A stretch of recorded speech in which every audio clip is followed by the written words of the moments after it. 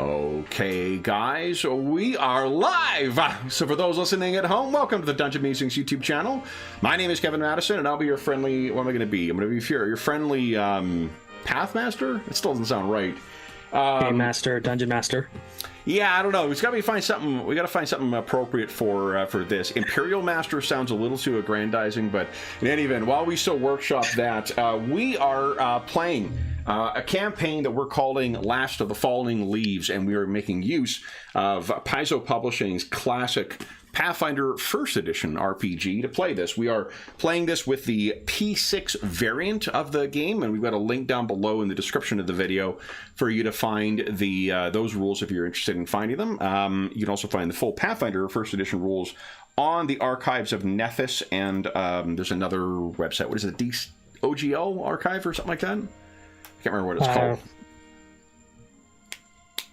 Yeah, it doesn't matter. D20pfsrd.org. That's right. And with me tonight are the stars of the Last of the Falling Leaves campaign. I'll go the order I've got you guys on the screen here. Why don't you tell us who you are and who you're playing tonight? First up, we've got Jeffrey. Hey everybody, I'm Jeff, and I'm playing Victor Schwartz. He is a monk and a bodyguard. Very nice. So I just had a weird pop-up on the on the screen that I have not seen before. And with him is John. Hey everyone, I'm John, and I'm playing Griffith Ironbreaker. He is a deep martial magus. Very nice. So, guys, this is Chapter 3 of the Last of the Falling Leaves campaign. And what for those listening at home, we spent a last session, or last chapter, in a bit of a flashback from the events of our first session. And it would be, of course, foolish to go from flashback to a flashback within a flashback. But when has that ever stopped us from doing anything? So tonight, one of the things we want to do with this campaign is to make sure that when we have an opportunity to play, we want it to be story focused, we want it to be character focused, but we want to play every time too. And one of the ways we're going to get around that to be able to play with the folks who are available without leaving people out is sometimes to be indulging in war stories. We're most likely going to have all the players for most of the time, but it's the tail end of the summer, and we have some folks who are taking vacations or whatever. So, John, why don't you tell Jeffrey what you remember from last time, and then I'll set us up for where we are going tonight. Absolutely. So the last session, we opened with a nice, delightful train ride, which Griffith thought was the best way to travel, into the county of Coronia. We were doing a tour with our prince to go about nominating a new, not a mayor, but a governor, or forget exactly. A baron, count, I believe. A baron. Okay. And this is like one of our last stops on the whole trail. No, you're right. County is a count. Count. Okay. Yeah. And basically, we're there as bodyguards for the prince. Make sure nothing happens to him. And, of course, yeah. So we were circling around, making sure that during the speech nothing was going odd. And we met William Binder. He's an Imperial tutor / spy master that is in charge of teaching our prince certain aspects of his duties for the future. We also met a ranger. Is it Fusil? No, that was... Wait, is that George? George? The spy master. Yeah, could be. Who was it? Yeah, Jacopo. That was the guy we met. Him and his giant cat had found a interesting mark along one of the walls low down in the courtyard, which we inspected and found it's a symbol for an occult group. Worships darkness and the nothingness, things like that. Interesting side bit of information, could be relevant, we're not sure, but definitely cultish. There were so we're markings on on it as well. Do you recall the KTS markings? Yes, but I forgot what they stood for. Cultus Tenebris Septum. Yes. The Cabal of the Dark Seven. That's the one. Oh. So Griffith was able to identify it wasn't magical in nature, so we had nothing immediately to worry about, but it was kind of interesting considering there's another like rival or option for the Count position. Yeah. So this was the one who was traveling. Yes, Count Marcus. Yeah, and Coronia has a fairly big social split between the people in the east and the people in the west. And I can't quite remember her name, but there's like accusations of her being a witch or something of a similar. She is of the arcane bent. That is Countess Anita von Ozuls. Anita, yes. I don't think we got a picture of her. I don't think so yet, no. What, are they related? Probably some. Yeah, blood the ties? von Ozuls, but she is the head of the family in the east. He is the head of the family in the west. Yeah, and the Imperator, is that it? Imperator. Imperator has chosen Count Marcus von Ozul to be the next representative. This is kind of like this is a county that our empire governs, so they're looking a ruler interim, and so we escorted the prince back to his manor, I believe. Yeah. Do you remember what the gift was? That the Oh yes, there was a big lens, some kind of ancient magic that nobody really knows what it does or how to use it anymore. Yeah, the Coronian lens. It was something that our empire had taken from them when we conquered them as kind of a show of it's ours now. Right. We don't know what it does, but here you go. Yeah. Yep.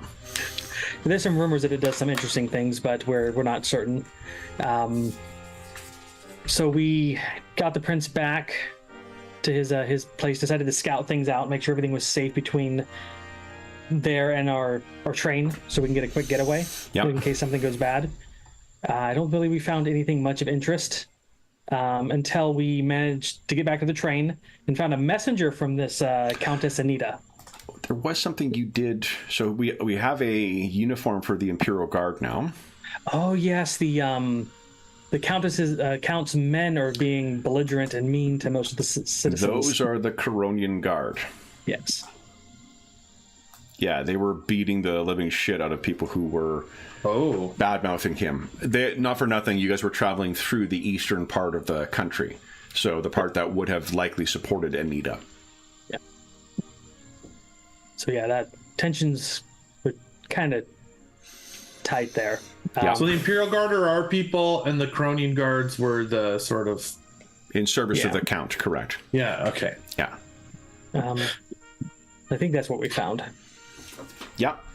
And then there was a messenger that had a letter for our prince from Anita, and wanted to meet with our prince. So we decided to go back and tell him after verifying his story, making sure there wasn't anything evil or magic about the message. And Nala had a brilliant idea of disguising William Binder as the prince to play the prince's role during the dinner, and the prince dressed up as a guard and came with us to the train. Yeah. William is mechanically speaking, is from the noble class. The class is in like fighter, wizard, whatever.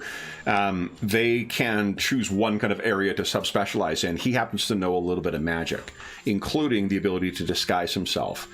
So, and he had been a bit of a pester, like a nuisance to Niala, so it was a bit of a comeuppance to suggest that he stick around while the Crown Prince disguises himself as a guard to go and speak to this person. Oh, it was brilliant.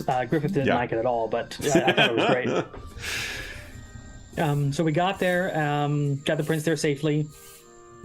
Messages were exchanged. Anita wants to meet with the prince, but Griffith is not a fan of that idea, but I think we decided it would be in the best interest because he's here doing his father's work. So, they've already chosen the person to put it in place. But there was something more to it beyond just wanting to meet as well. Do you recall what that was?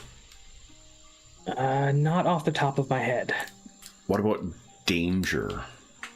Oh yeah, potential danger or threat to either the Count or the Prince, or both. Yeah, there was. And it wasn't like not here now, but soon. Yeah, there was a threat to the prince, and there was a lot of discussion between the player characters and William as to like, well, hold on, like, is she lying about this, or and then like, well, what is the worst consequence if she's lying? What's our worst outcome? If she's telling the truth, what's our worst outcome? And there's a lot of politicking. Bright idea of taking the prince with us to go meet her. Yeah, and there were two other folks that were mentioned but not met yet. Those include Master Engineer Vold Humblethorn. Oh, yes, and his robot Fusil. I remember Fusil. Well, that is the Gear Wizard. Yes. There's the Gear Wizard, Samia Fatusi, and he has a golem called Fusil, a clockwork golem. They're in charge of maintaining the train and making sure it's safe and in working order. So. Absolutely. Now, Jeff, you may be asking yourself, well, where the fuck is the prince's bodyguard during all of this? You see, the trouble is that while your order does have a strong connection with the imperial family and a political connection, your order does not have the same distinguished history in this country. In Coronia, you are heretical, and it is a crime for members of your particular order to be here. It seems at some point some members of your order got it a little too much in their mind to take charge of politics, and so they are not welcome here. Interesting, yeah. But you may notice that one of the plans that everyone came up with was to take advantage of the full-faced covers of the Imperial Guard. It seems that the Crown Prince may have got that idea from what you were doing, because of course you're traveling with your prince. You're just traveling in disguise. Mm-hmm. So you have been on the train for much of this time. And I think what we can assume is that you were brought in and debriefed of much of this. Oh, here we go. We'll put you at the train, too. There you go.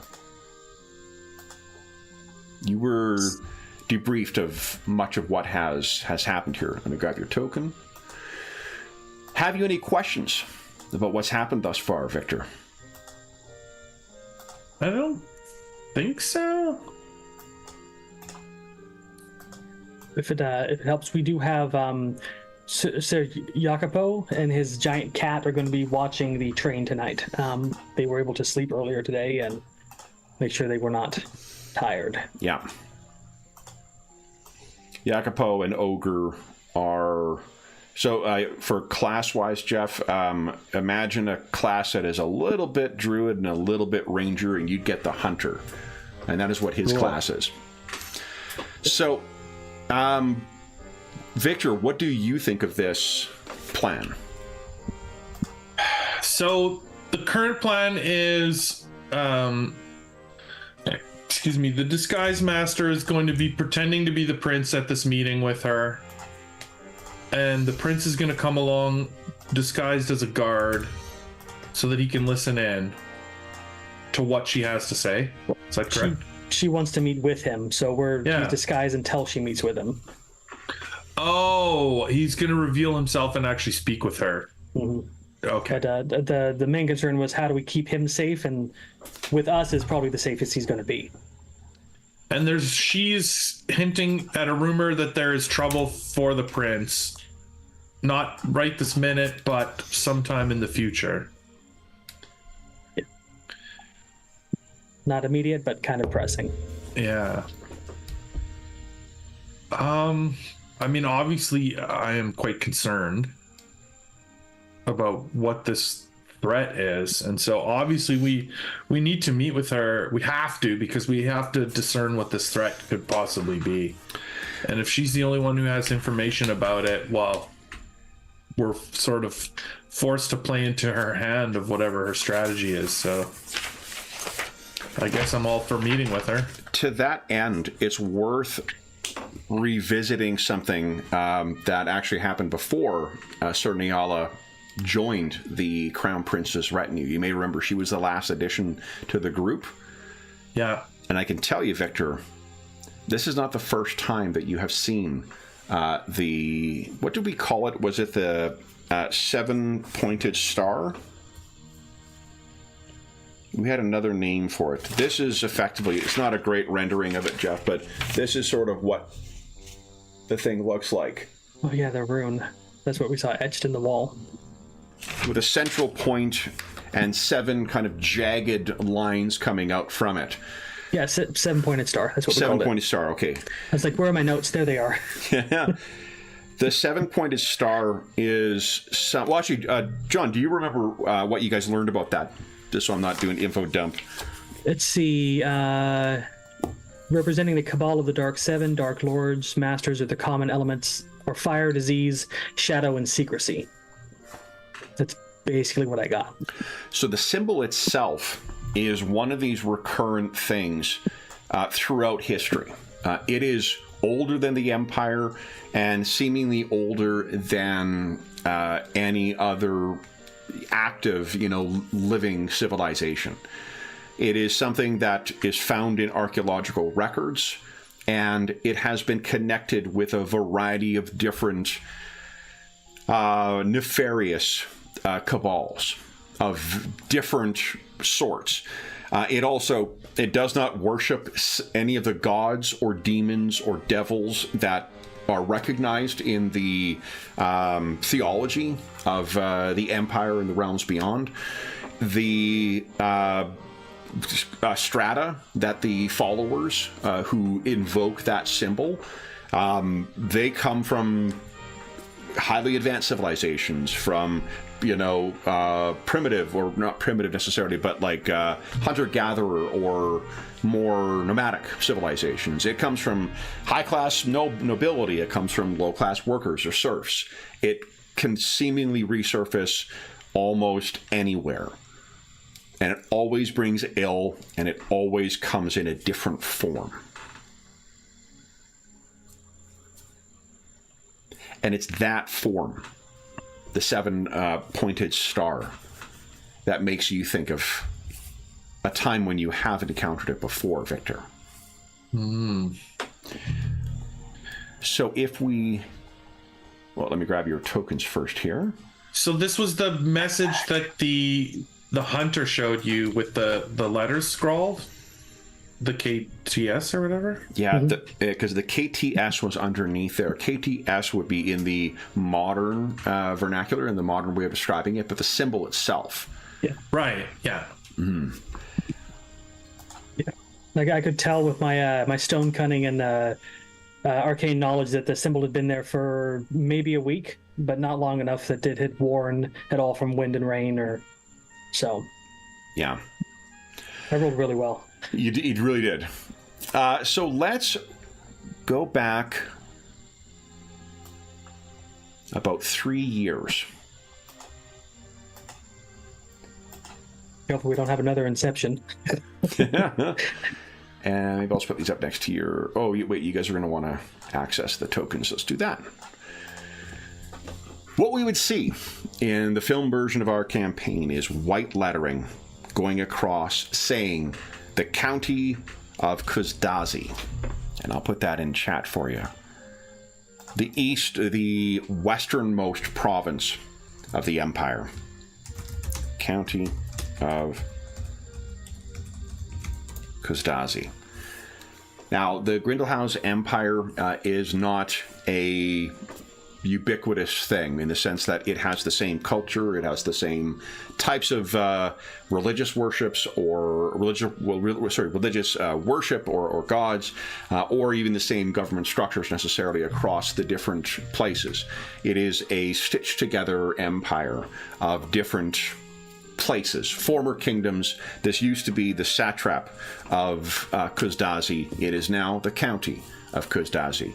And the former ruler here is now the count. And that is currently Count Bayinder. I'll put him in here. Count Bayinder. Now, one of the things that is unique about this, I guess first off, to get your head into the right place for this. If you're thinking of a Eastern Mediterranean kind of climate, so wet and fertile, but a little bit dry, a little bit rocky, and as soon as you get 50 to 100 miles inland, it starts getting quite rocky. This is also the closest you can get to the border with the sovereignty of Kadzashar. That means that this has all the different characteristics you would expect from a border province or a border, client state, in the sense that it has some shared culture with it. There is always the threat of infiltration, and there is the ever-hanging specter of invasion. Between the Grindlehaus Empire and the sovereignty, there are borderlands, but they are largely not occupied. And it is the county of Kuzdazi who largely prevents any sort of incursions. In coming years, this will be a place of active conflict. One of the reasons why this place is a bulwark against the sovereignty and through its lot-in is because of the unique nature of the ruling family here. The ruling family is known as the Cinder Pact dynasty. They come from a family and a lineage of tieflings. The tieflings, however, that make up the Cinder Pact dynasty have a very distinctive physiological quality. And let me show you. This is what you can expect from all of the members of the Cinder Pact dynasty. Magmaborn or Ashborn? They are, well, doesn't really matter for the purpose of the... That's really cool. Yeah. They seem to have almost charred, some say like coal, some say like burning wood, or the ashes that are left behind. They have a couple of fairly unusual customs. For one, this is a nation who venerates demons. Demon worship is part of the baked in, but it's closer to what theologically you'd expect of devils, in the sense that there is a pact. But there is some kind of deal that was worked out aeons ago between the original members of the Cinder Pact dynasty and their masters. One of the things that happens is the death of one of their rulers, now a count, formerly a king or a sovereign. They are not necessarily sacrificed, but their bones are effectively given over to the abyss in a very elaborate ritual that preserves the strength of the Cinder Pact dynasty, and it ensures some of the strength of their armed forces, their right to rule, and some of the other fortunes and benefits they have. The current ruler I mentioned is Count Bayinder. And let me show you what the Count looks like.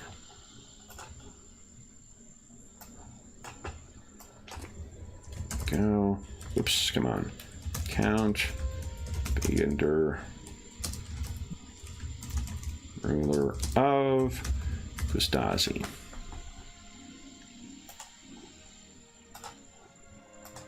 Here, guys. The Cinder Pact crown that you can see on his head is something that is taken from the dead body of the former ruler, which chars the body down to a blackened skeleton marked with abyssal lettering, and then placed on their head. To conclude the pact, Count Bayinder must go through the ritual of interring into the abyss his father's remains. Other I'll give you just a couple other things so you can get an idea of what some of the folks, not everyone, just like every other nation, there's going to be a variety of different species and different ancestries that make up the people of here. But if you want to know who the people are who make up the Cinder Pact, these are some ideas of what you would see. It's very cool art. Thank you. So these are some of the faces you would be seeing in the palace of the Count. And I mentioned that because you have come here. One of the tasks, the Imperator obviously cannot travel to every single place, particularly to avoid showing favor for one of the client states over another. But a lesser way of doing that is to send his offspring. So he has sent the Crown Prince, along with his protectors, to witness and to lend support to the new Count. What that means is that you will be joining the Counts, in addition to the Imperial Guard, obviously, that will be traveling and protecting the Crown Prince. You will also be coordinating with the Count's personal guard, who are numbered 100. And for a reason that will be hopefully apparent in a moment, they're called the Radiant Century. These are the members of the Radiant Century. They're so called because in the sun of the Kuzdazi, that enameled white armor shines as if it was polished glass or polished mirror. They are brilliantly white, blinding almost to the opponents.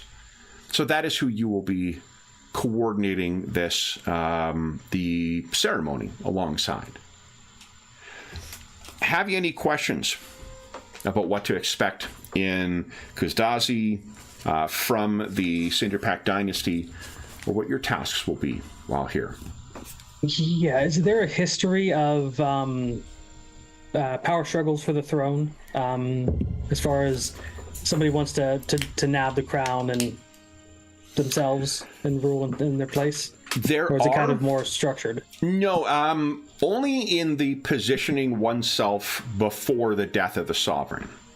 The death of the like when a sovereign grows ill, that is sort of the most dangerous time for someone. But as soon as, effectively, the pact does not allow for you to murder someone. If you are responsible for the death of the sovereign, you are thwarting the Cinder Pact. Gotcha. And you cannot benefit from the Cinder Pact if you are breaking it. It shows that you are not worthy to be bound by it. Gotcha. So most of the backstabbing, whatnot, has happened already. Precisely. Whatever has happened, Bayinder is the one who has come out on top. Whoever his heir is, they will be the one that will have to worry about, positioning themselves and make sure they got allies and whatnot, and surviving to that age. But the Cinder Pact also comes with some significant abilities. We may remember this in this world, power kind of caps out at about, level 3 spells. Sometimes you can use rituals to invoke level 4 spells, but that's sort of like the most powerful stuff. There are demons who are capable of wielding magic to do even greater things than that. And if you have them, not necessarily at your beck and call, but you can make arrangements with them through the Cinder Pact, you got a lot of strength on your side. So the stereotypical genies are actually things here that can grant wishes or limited wishes or something, if you can convince them to do it? Exactly. Cool. So there are and that's the thing, is that it's, scholars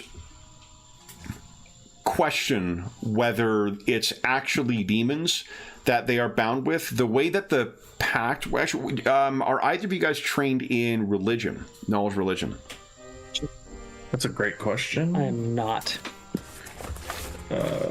Skills tab.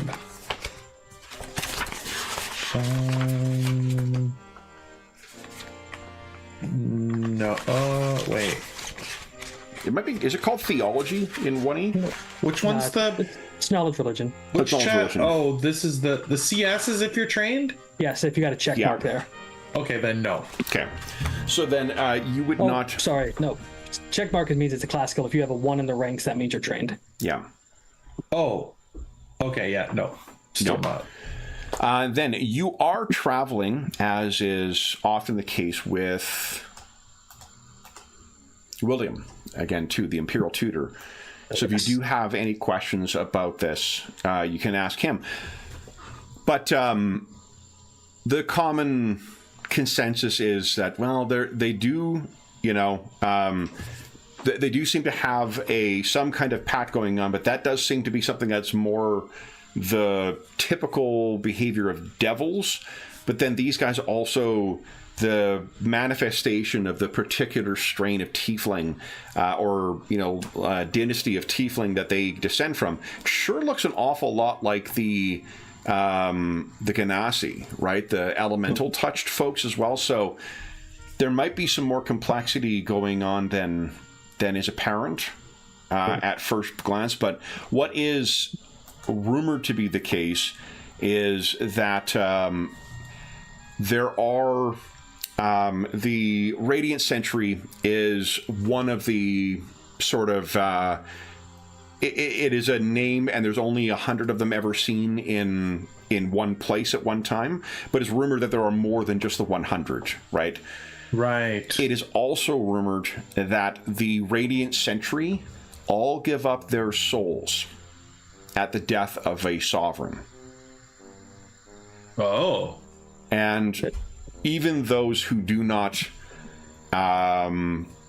study their religious text too closely will know that among certain of the entities that reside in the afterlife, souls are a unit of currency.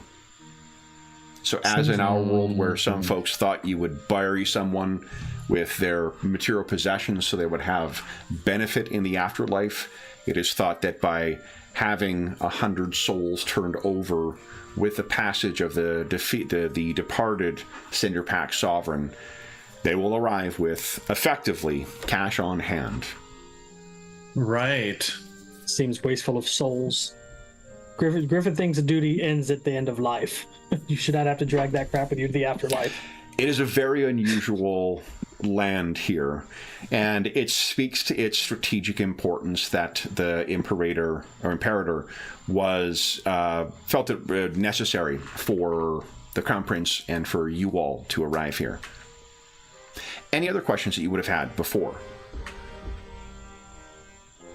This isn't the same part of the country where my religion is heretical? Your religion is perfectly welcome here. It is really... Okay. Coronia has a very distinct history that involves your monastic order. Almost anywhere else in the Empire, you're free to travel. Okay. Any other questions? No, I think that's... All right. Oh, sorry, I do. What exactly are we here for? Just to meet with them? Just to keep so that the prince can bear witness to the ceremony. Okay, yeah. And participate in it, and, like a show of support? It is, if there is a change of... In the same way that the prince, a couple of years from now, will travel to Coronia to witness the ascension of the one count. In a similar way, it's showing a little bit of imperial, what do they call it? Showing the flag. Okay. So, you have all been here for a couple of days now. You've settled in. You've done the dinners. You've done some kind of ball and whatnot. So you've had a chance to get yourself settled in to the city itself. the climate is, while it's on the coast, it is much hotter than what you would probably be used to. And the vast deserts you can see. This whole city is built into like a giant cliffside, and much of it goes underneath, and then it extends out for some ways along the top. And then it just sort of drops off, and then there's plains and then hills, and then to the west is where the wildlands between here and the sovereignty are all located. The next day, the ceremony is going to effectively be kind of at the crest of that massive statue. We really can't get away from macro statues on Fridays. At the top of this massive statue, there is a what do you call it? Not a courtyard, like a parade ground, effectively. And that is where the ceremony will be conducted. The prince has had his time with the count and his people, and it's a lot. I think it's the first time that the prince has been as far west as you are right now. And just as a reminder as well, this is, in a couple of years' time, this is what Crown Prince Hugo will look like. So he's like 13 right now. Yeah. So, what I think he asks is, well, what you've learned is that effectively he's just going to be bearing witness to it. All the work will be done by the Count, and his, to call them priests is not quite correct, but they are priests, and they bear, do I have it written down? I don't. So the prince is not participating at all. He's simply spectating, essentially. Yeah, he's not crazy about invoking the name of Flauros. Flauros is the name of the demon that, or the demon lord. Will he be seated at a position of like honor, or like is he close to what's going on? Definitely. Yeah. He is still seated in he is in a position that is, it would be just about the same, actually probably a little bit more. He would be having the place of prominence in any room, because even though he is the crown prince, he is the authority of the imperator in this region. And however important Count Bayender may be, he is a count. He is a vassal to the imperator. Right. So he is definitely the center of all this stuff, and you can imagine the sort of diplomatic tiptoeing that goes on when a lot of it is about the ascension of one former dynasty that's older than what the Grindlehaus dynasty is, but they have been conquered. They are now subservient to the imperator and the imperial authorities. Okay. Will we have the ability to be close to the prince, or? Absolutely. Okay. This time you certainly would. Both of you could, be dressed in your full, either military or diplomatic regalia, and it would not be unusual for you to be wearing your full panoply of armor if you do wear armor in Griffith's case. Mm-hmm. The Imperial Guard certainly will be in attendance that way, as will the Radiant Sentry. Right.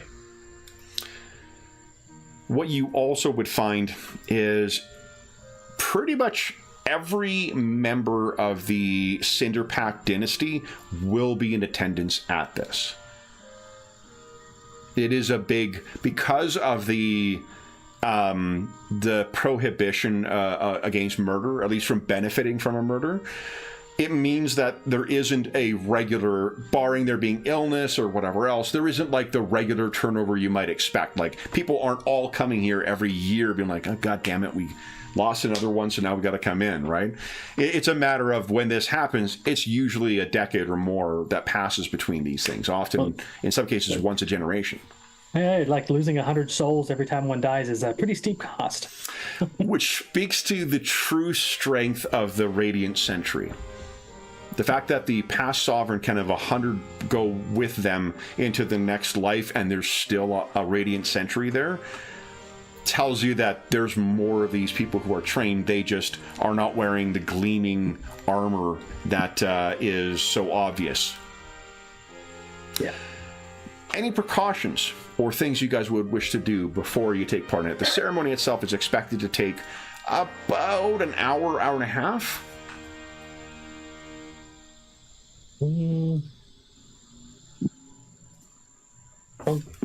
don't think so. I mean, if I was inclined to cast buff spells, none last that long. So, okay, you just probably tell the prince, keep his eyes open, learn everything you can, and be ready to fight if something goes wrong. Perfect. And let us fight. You stand back. I'm not really expecting trouble from this ceremony. No. Griffith's always on the lookout for the kid's health ever since that last assassination attempt. Anytime there's more than like 30 people around him, so. Right. Fair enough.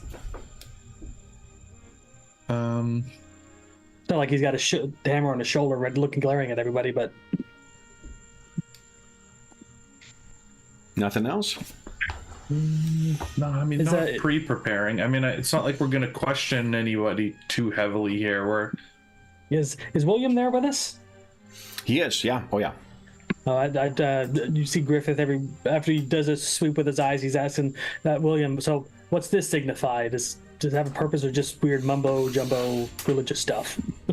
Yeah, and he'll give you the context.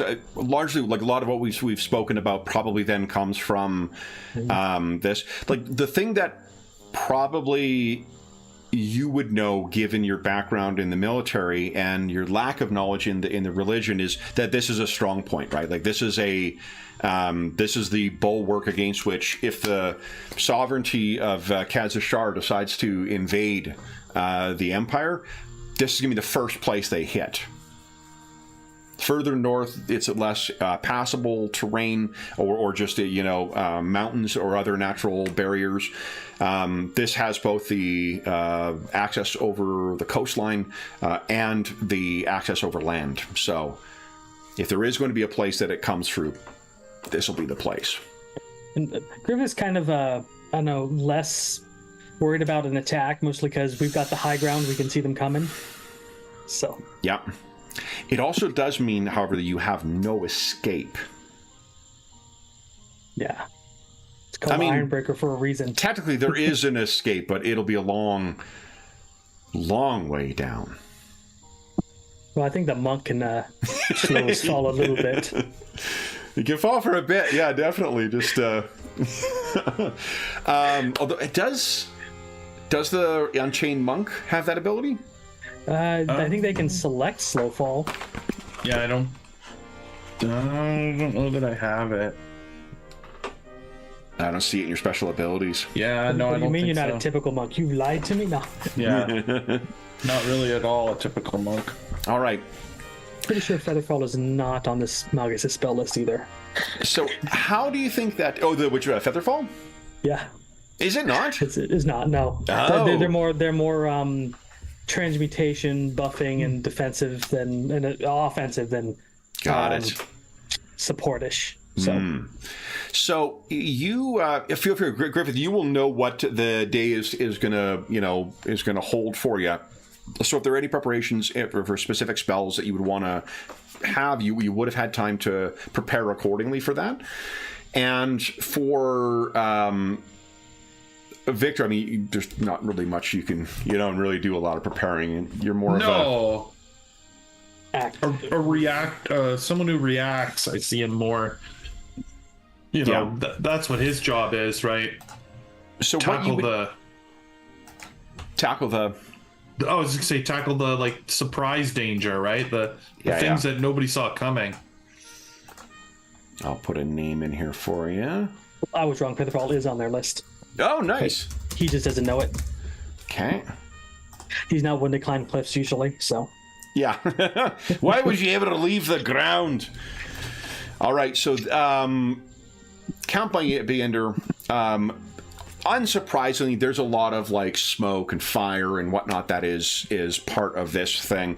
And just so we can have the image here as well, so you can remember the Radiant Sentry. What you cannot see is they also benefit from they also benefit from the technology of the east of the Grindlehaus Empire.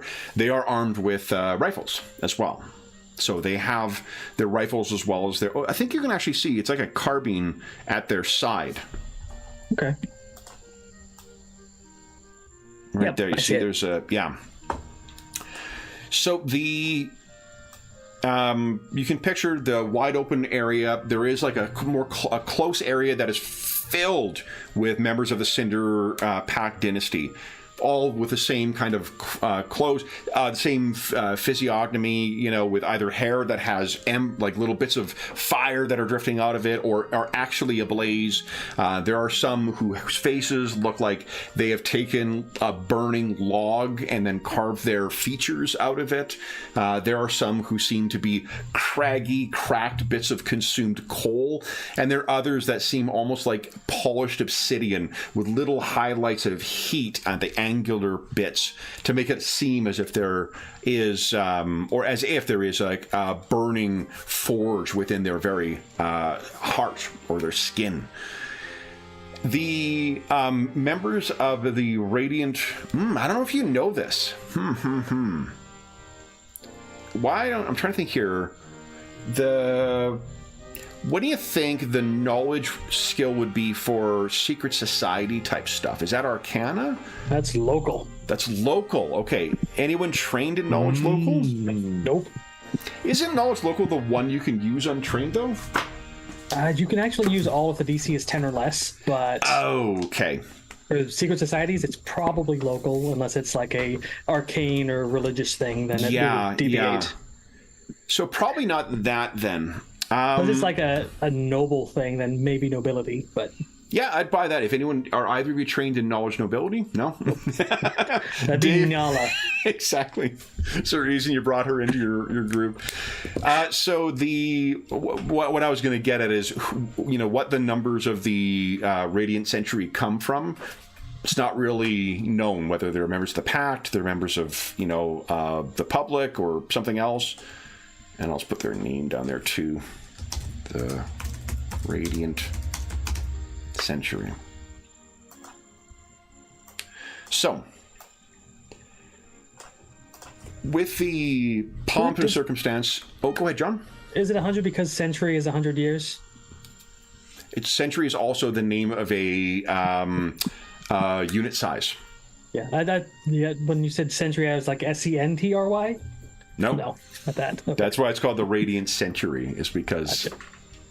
So what you would see is there is in front of this raised kind of ritual space, there is the Radiant Century who is set up.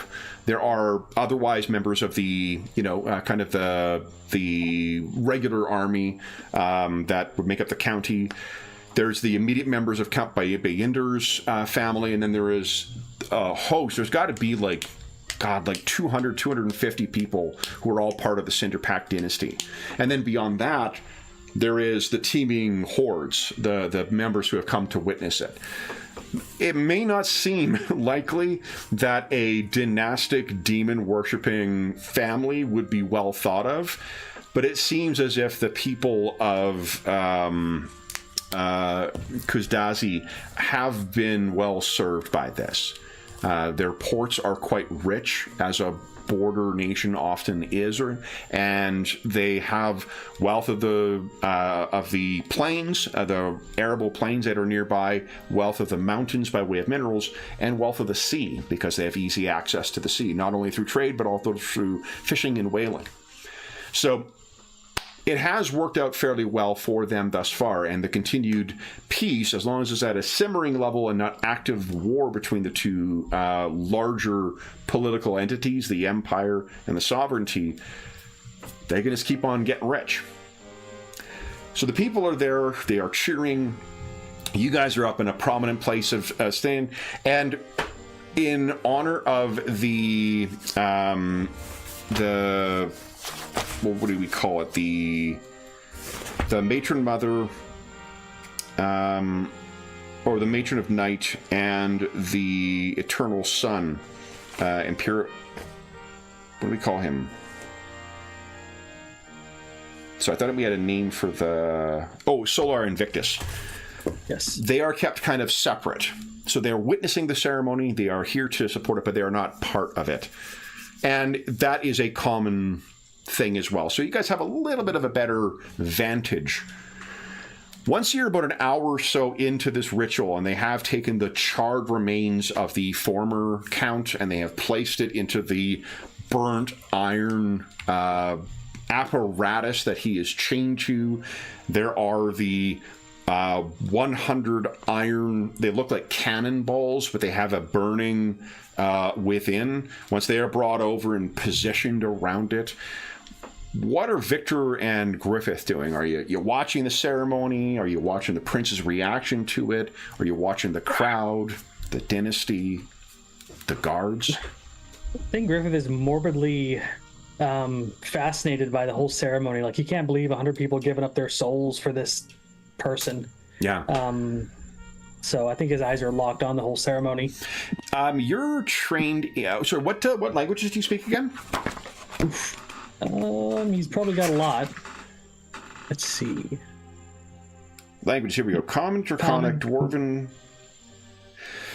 Giant, Goblin, Orc, and Undercommon. Yeah, so why don't you give us a knowledge... Actually, you know what? Your knowledge planes will give you enough. You cannot read it, but you're... Actually, give us a knowledge planes. There's a baseline information you're going to learn from this, but you might know more. Gotcha. And you each get a hero point, by the way, too. We're an hour in. That's the green bar, right? That's the green bar, yeah. And remember, the way we're doing the hero points for this campaign, at least for now, we're gonna, if you roll a 1, you can't spend a hero point to re-roll, but if you do re-roll, you take the better result of the two, so you're never going to be worse off than what you were before. That's awesome. So here's something interesting. The writing, or potentially interesting, I don't know, I'm pat myself on the back here. What you can see is the lettering that is on the bones of the former sovereign. The lettering on there is most definitely from the abyssal language. It as the, you may not think something as, as elementally chaotic as demons would have a written, language, but they do. And this particular one is unlike anything you've seen before. Not that you sit down and read it and you're not conversing in communicating in abyssal, but there's something very distinct about this. If you consulted with someone more knowledgeable in the particulars of it, or if you had a sample of it, with a roll that good, if you chose to, you could replicate a handful of those symbols if you chose to see them again. And while the sovereign's bones, there's no like smoke or anything coming off of them, the way that those runes continue to glow brightly from within, it makes it seem as if it is. Gotcha. Just for reference, there is a linguistic skill that you can use to decipher languages you don't quite recognize. But okay. The DC is like 20 if it's something not too difficult. So, okay. Are you trained in linguistics? I am not. Oh, okay. But, in case it comes up in the future, so. Definitely. And Victor, what are you doing? I think in a thing like this, the ceremony itself, it's not like boring to him, but it's like, it's not very interesting either. And so I think that he spends his time observing the people, Yeah. He's a people watcher, right? He's looking for people that are doing interesting things or... Sure. So why don't you... Anna says congratulations on that. Why don't you give us a perception check, please? Okay. as you're looking over the people. Anna wishes you luck with it. You satisfied with that? Or you want to hero point that? I mean, it's not a bad roll. I'm. Wait, what? Right? You You rolled a 5. Oh, wait, what?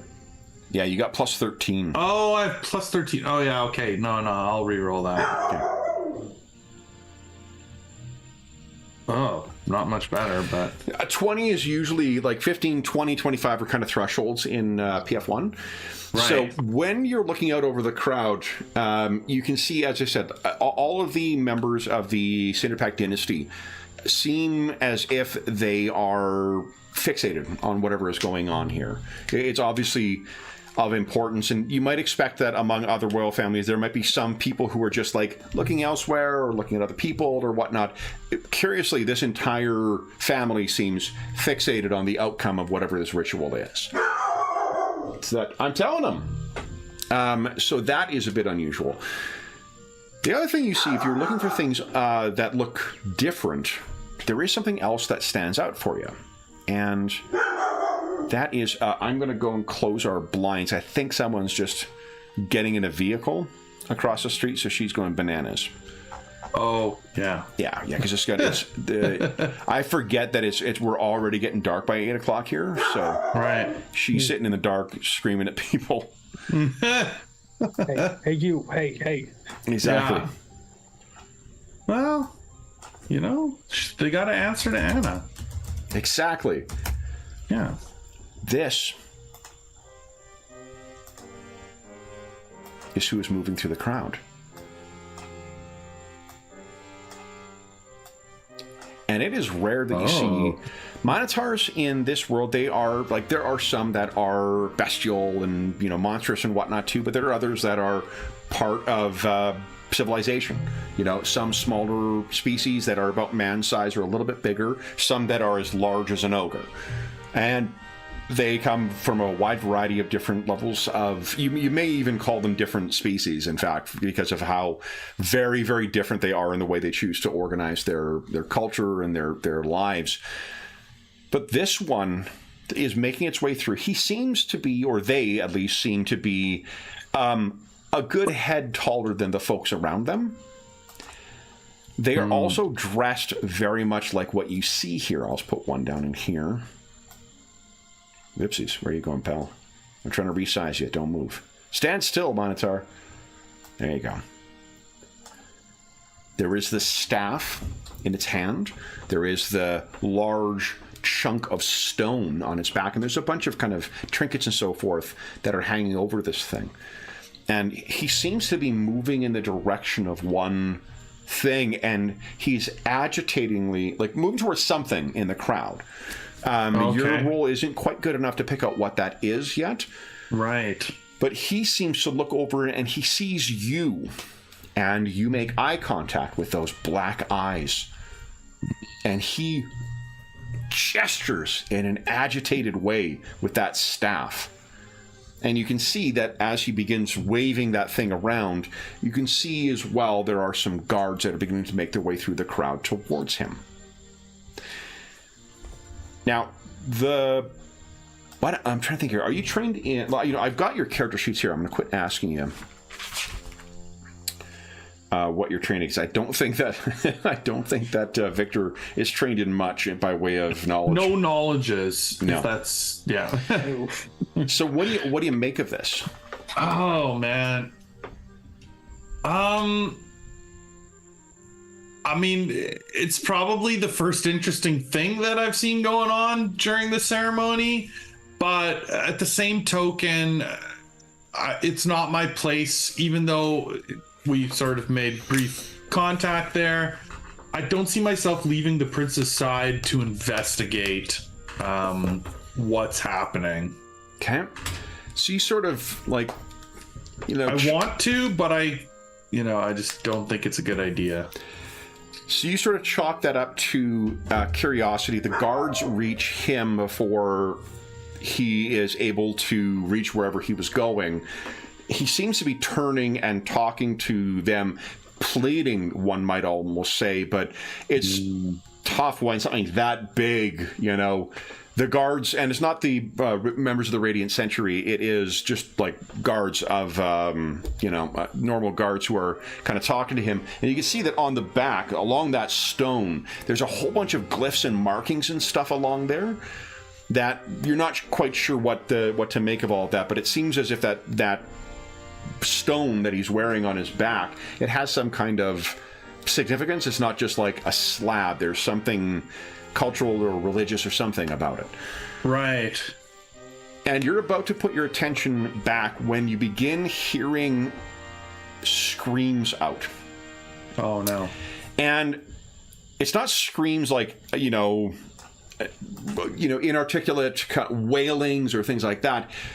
There are a group of beings in the crowd who are uttering some kind of words, but they're almost wailing them out. And Victor, let me double check your languages. It doesn't feel like part of the ceremony? Most definitely not, and it's coming from the crowd. Yeah. And the wailing hits a point. Griffith, this is where... do you think, like you said, you're really entranced with the thing? Do you think to the point where you're really kind of, caught up in the sound and the ritual and the stuff that's going on with this ceremony? Or are you still sort of live to what's going on elsewhere? He's not completely locked into it. He takes his role seriously, but it's mostly just morbid fascination. If something else is distracting him, he immediately switches attention elsewhere. So that does happen, because what... give me 2 seconds. I'm just going to go and close the blinds. Yeah, no problem. Hey, honey. Hey. What's going on? What are you yelling at? And the setting is so cool. Yeah, totally. It's okay. It's okay. You're just walking past. You're such a good girl. You're such a good girl. Oh, Jeff, for your edification, on the skill tab, there's a check mark that says RT. If it has a blue check mark in there, you need training in it to use it for most things. Oh, that's what that means. Okay, I wasn't sure what that second check mark was. Yeah. Linguistics, I think you can use it if it's like an archaic version of your own racial language, but aside from that, you need training in it. Right. So. And also, linguistics is how you learn new languages in PF1. Oh, wait. So the ranks column, if I have number in that column, that's when I'm trained in something. Yes, that's correct. Oh, so I am trained in linguistics. Cool. So why don't you give us a linguistics check then, Victor? Yeah, I do have 2 points in there. I'm not great at it. That was not a great roll. You want to hero point that, or? No, I just feel like that is very realistic as to how much he's getting out of. I mean, they're also yelling. Yeah. Yeah. So, but Griffith, what someone is screaming out in Abyssal. You cannot make out what they are saying, and it is likewise. There's something unusual about the language. But you were only really able to see each of the individuals who are making those screams raise up some kind of... It looks like a hunk of maybe coal, or, the... what do you call it? The charcoal that you have left over from burning wood, lifted up with some kind of... It looks like maybe there's a symbol that's been carved into them, but their screams soon become unintelligible as each of them explodes and is utterly consumed by some kind of fire. And you could see that whatever wailing that they are doing, it's actually impacting the people around them. People are wavering and staggering to their feet as they go. And you don't really have a chance to start doing anything to stop the 10 or 12 of these things that have emerged from the crowd before one of them reaches one of the members of the Cinder Pact dynasty, and a most curious thing happens. When this thing hits one of them, and this is happening anytime, obviously, or perhaps unsurprisingly, when these things run into people, they jostle them out of the way or they knock them down. Those people are going up like infernos themselves. And in the packed crowd, that's a lot of people catching fire. And you would both be familiar with, you know, how fire works. It's a lot faster than just brushing up against something that is burning. There's obviously something unnatural going on here. But what is even more evidence of that is when it grabs one of these Cinder Pact guys whose lineage you would think would give them some kind of resistance to it, and they go up like an oil-soaked cloth. Like, are they turning into more of these things or just being consumed? Just being consumed by them. And the screams that they are issuing as they burn are nothing like the howl that is coming from each of these burning things. So, let's, guys, roll some initiative. Let me just clear the initiative tracker here. Ready, first combat. So, let me get a couple of these. And it feels like it's time to run away. Definitely, right off the site. Give me a sec here. First duty is to protect our prince. Well, I'm talking about him, like us together running away with him, because, like, how are we going to fight fire? People on fire is not... By hitting them really, really hard. They still have legs, don't they? Okay, where? Oh yeah, I figure you do your punchy punch stuff, so you might scorch yourself. Yeah, like, I don't know. It doesn't seem great for me. Well, you can see there is seemingly a disturbance around them. As they pass through the crowd, they are being either driven to their knees or they're, caught ablaze. And let's see here. I think in the region of where you guys are, let's put 4 of them down. So for these things right now, there is a host of Cinder Pact dynasty members between you and them. You have the Crown Prince with you. Let's put him down here, because what's the point of having someone you got to keep alive if I don't get to try and kill him? Here we go. There is your Crown Prince. There's Prince Hugo.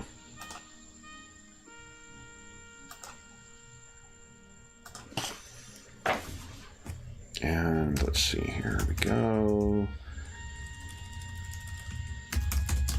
Crown Prince Hugo. He... let's give you guys control over that. And come on, Madison. Oh yeah, right, it's Firefox. Hold up. There we go. And I think he has probably 20 hit points at this point. All right, so here's what happens. I gotta make an initiative tracker here. Let me put one down here so I don't accidentally erase it. There we go. Guys, go ahead and click on your tokens. I can't remember if you need to click on your token or not, but it never hurts to do so. Click on your token and go ahead and click on initiative. Ooh, I rolled high. Nice. Good job, Griffith.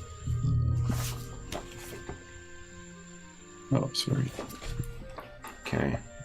I'll wait for you to roll, and I'll put mine in. Because it's under... Where is it on? Look under the core, and it'll be under your hit points, the big heart. It'll be black initiative die roll below that. There. Okay, I see it. I had to look for it too, so. Oh my gosh! All right. Now, you want to hero point that, or are you okay with I mean, I don't want to be out of hero points so quickly. It is 8:30, so get another one now. Okay. Okay, cool. If he's handing them out like candy, you should spend them like candy. All right. Okay. Fine. I'll reroll. So I assume these guys. And There you go. nice. Faster than me. Okay. And I love how it adds the decimals in there, so you can see who has the higher dex score. Oh, right. That's what the bonus. Yeah, the tie-breaking thing is really nice in this. It's a nice sheet. It's a really, really nice sheet and easy to import from Hero Lab. So we're going to assume that whatever else is going on in the rest of this stuff, we'll deal with that afterwards. Let's focus on you and the Prince and the Imperial Guard. Victor, you are up first. These things are probably about 100 feet away right now. So what are you doing? Oh, let's put Hugo in there too.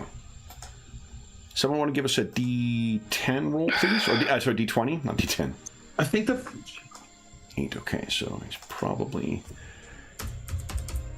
There we go. It makes sense that he would be kind of stunned.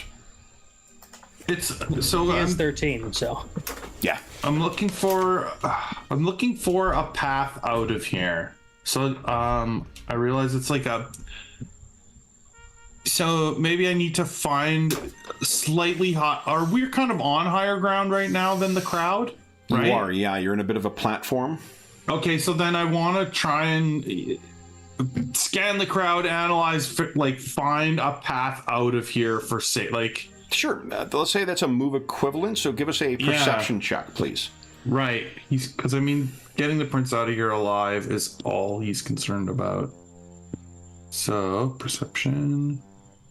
Okay. Okay. So they're, from where the way that the Radiant Century is sort of positioning themselves, they seem as if they're going to try and get to them, but you've got the Cinderpack Dynasty in the way. So it's very quickly narrowing the way, because as the Century is trying to position themselves around the Cinderpack, which are trying to push just directly away from these things, there's a bit of a space at the side that the way that this thing came up onto the platform, you may be able to get down there. Yeah. Okay. So then I would try to, point that out to the prince. Okay. Do you have any? You still have a standard action if you'd want to. If you want to ready something or get something out, or I'm trying to remember what your abilities are. I'm not sure if there's anything you need to activate. Right, like do I have a stance or something that I would take? He's got a stance, a swift action will get him into that.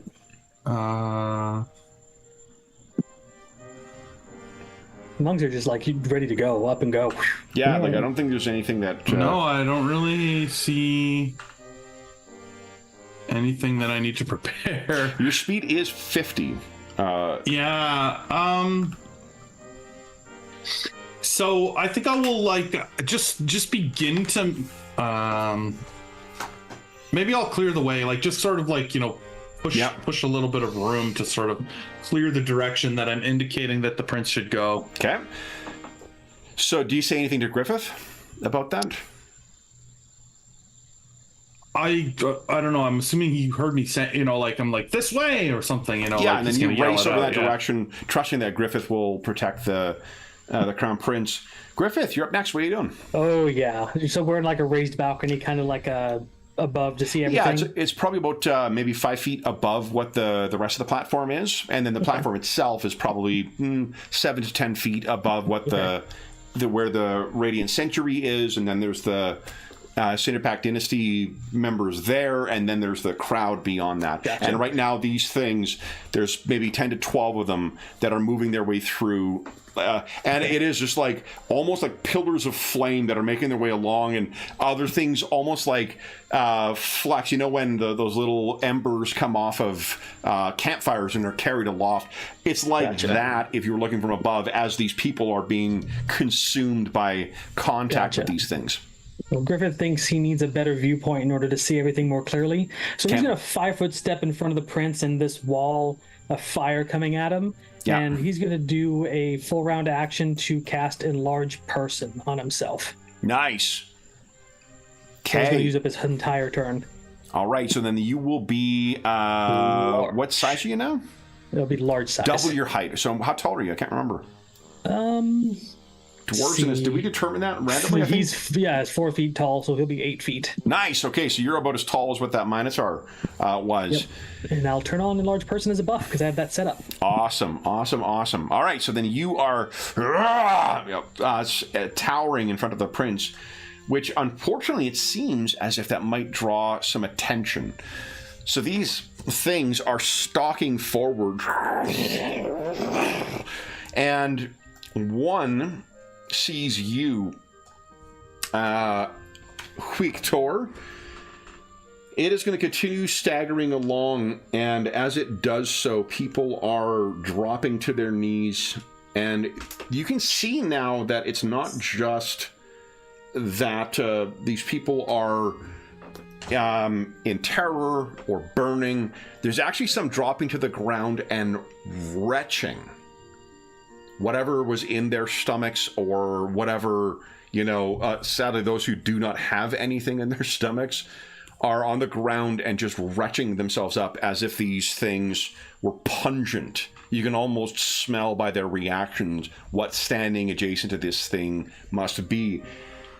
But it doesn't make its way all the way towards you. Instead, it brings its hand up,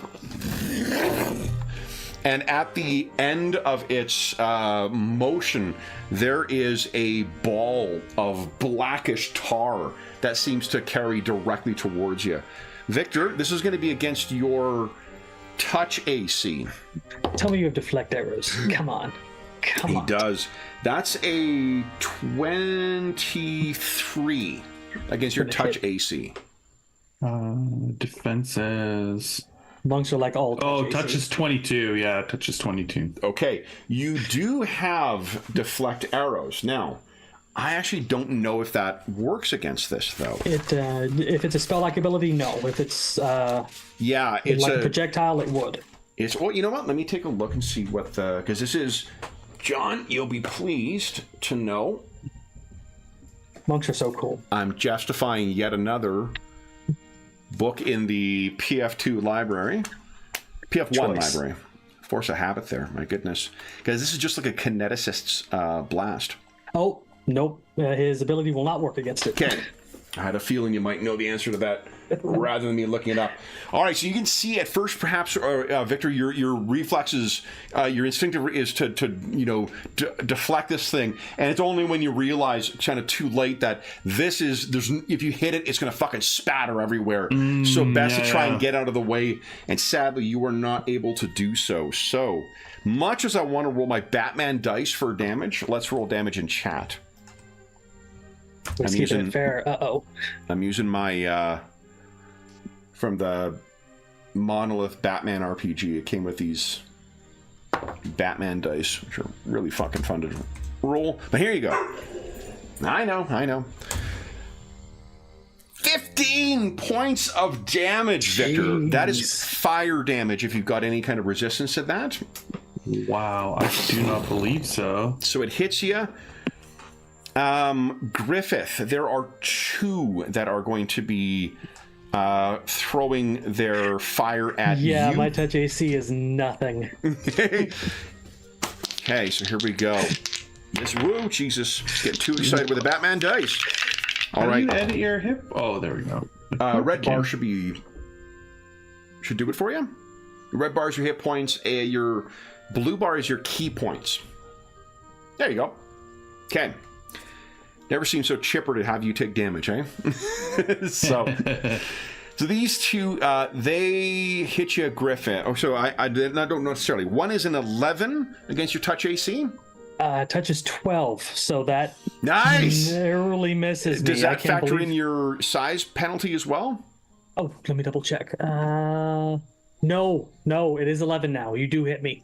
Oh, shit. So just barely this thing hits and it spatters across you. And then the second one definitely would be a hit as well. So sure. Let's see how much damage you take there, Griffith. Do you get any bonus to your hit points because of your size as well?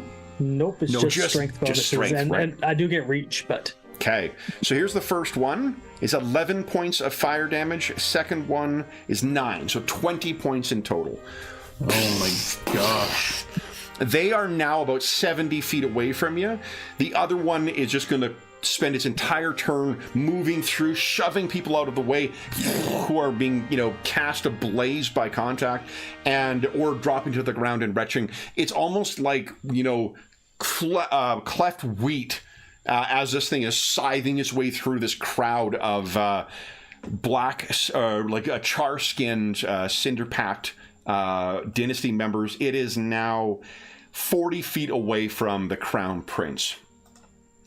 Hugo, I think, is going to see what's going on and will turn and run over towards Victor and draw his sword. Full defense is a standard action, or? Oh, full defensive. That's a full action. Full round. Yeah, full round. So he'll go. Not full round. It's a standard. It's your full action. You still get a swift and a 5-foot step, but it is a but full not round a move. action. Yeah. Okay. Because there are actions that take one full round, so you're doing it until your next turn comes around. But right, like for certain spells, like summoning spells and stuff, right? Yeah. Yeah. Okay. So, then what? I think what he'll do is he'll go onto full defense behind you, Griffith, for now. Because he's seeing this like, this is not the only ones. These four are sort of focused on your area. On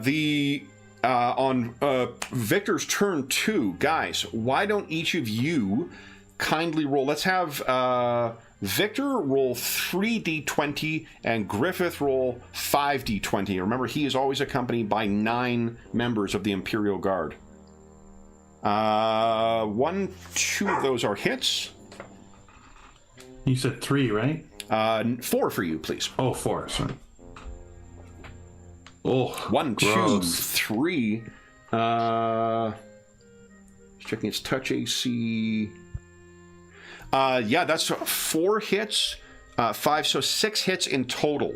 Why don't Jeff roll? Roll 4 D. Oh, I want to say D8. But I'm not sure if that's right. Where's my combat book? Ultimate Combat, where are you? Are you right at the bottom? No. Did you guys hear that? What's that? Huge crack of thunder. Oh my goodness. That was us a couple weeks ago when I had that fucking crazy thunderstorm. Was that last Friday that was us had the thunderstorm? Yeah, so then it's your turn this time. All right, grab my It's a high hot day, so 90 Fahrenheit today, so it's cooling down now. Holy smokes! Yeah, that's cool. I love thunderstorms. Anna's not disturbed by them, so that makes me happy. Amilu used to freak out. 1d10 from a rifle. Wowzers. All right, so then Jeff, would you give us a 4d10 roll, and John, give us a 2d10 roll, please. Low. Okay, 6. All right. So the Imperial Guard, with almost like just rattling and deafening sound, the members of the Radiant Century are also opening fire on the folks they can. These are focused on the one that is approaching Prince Hugo, so it is blasting into this thing, and look at this.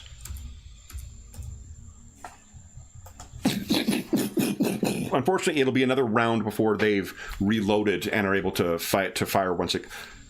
No, that's not true, because it's they're alchemical shots, so it's actually only a move to reload these things. So, top of the round. Victor, what are you doing?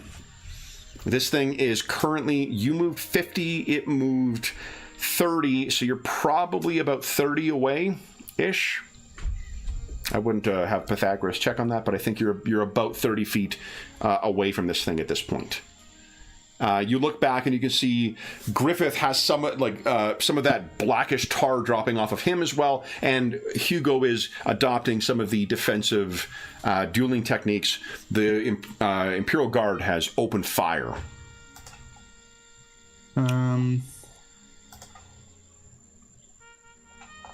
Yeah, I mean, I guess I'm gonna go over there and attack this thing. At least see what happens. Okay, I'm gonna drop where's the Imperial Guard? There we go. I'll drop this in here too, so we can keep track of how many of them there are.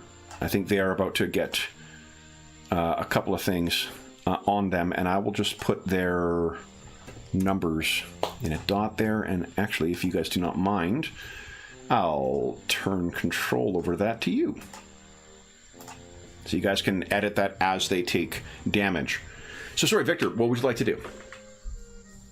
Well, you said he's about 30 away. I'm going to move over there and attempt to attack him. Okay. So as you get into range, there's two things I need of you.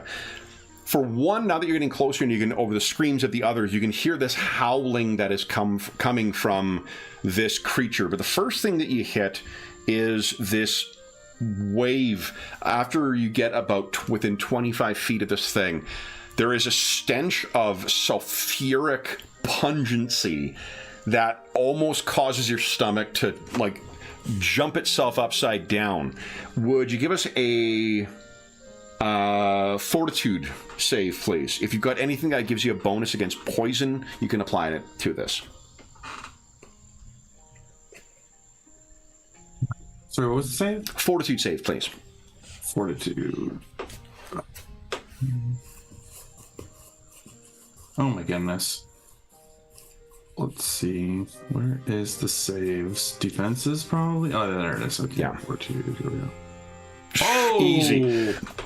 So it's a little bit of a nausea, but you've got a lot more bodily control than, the average person. So your monk training perhaps is what absolutely steals your conviction. The second thing you hit is as soon as you get into the, within striking distance of this thing, at 10 feet away, you are hit by this dissonant scream of agony coming from this.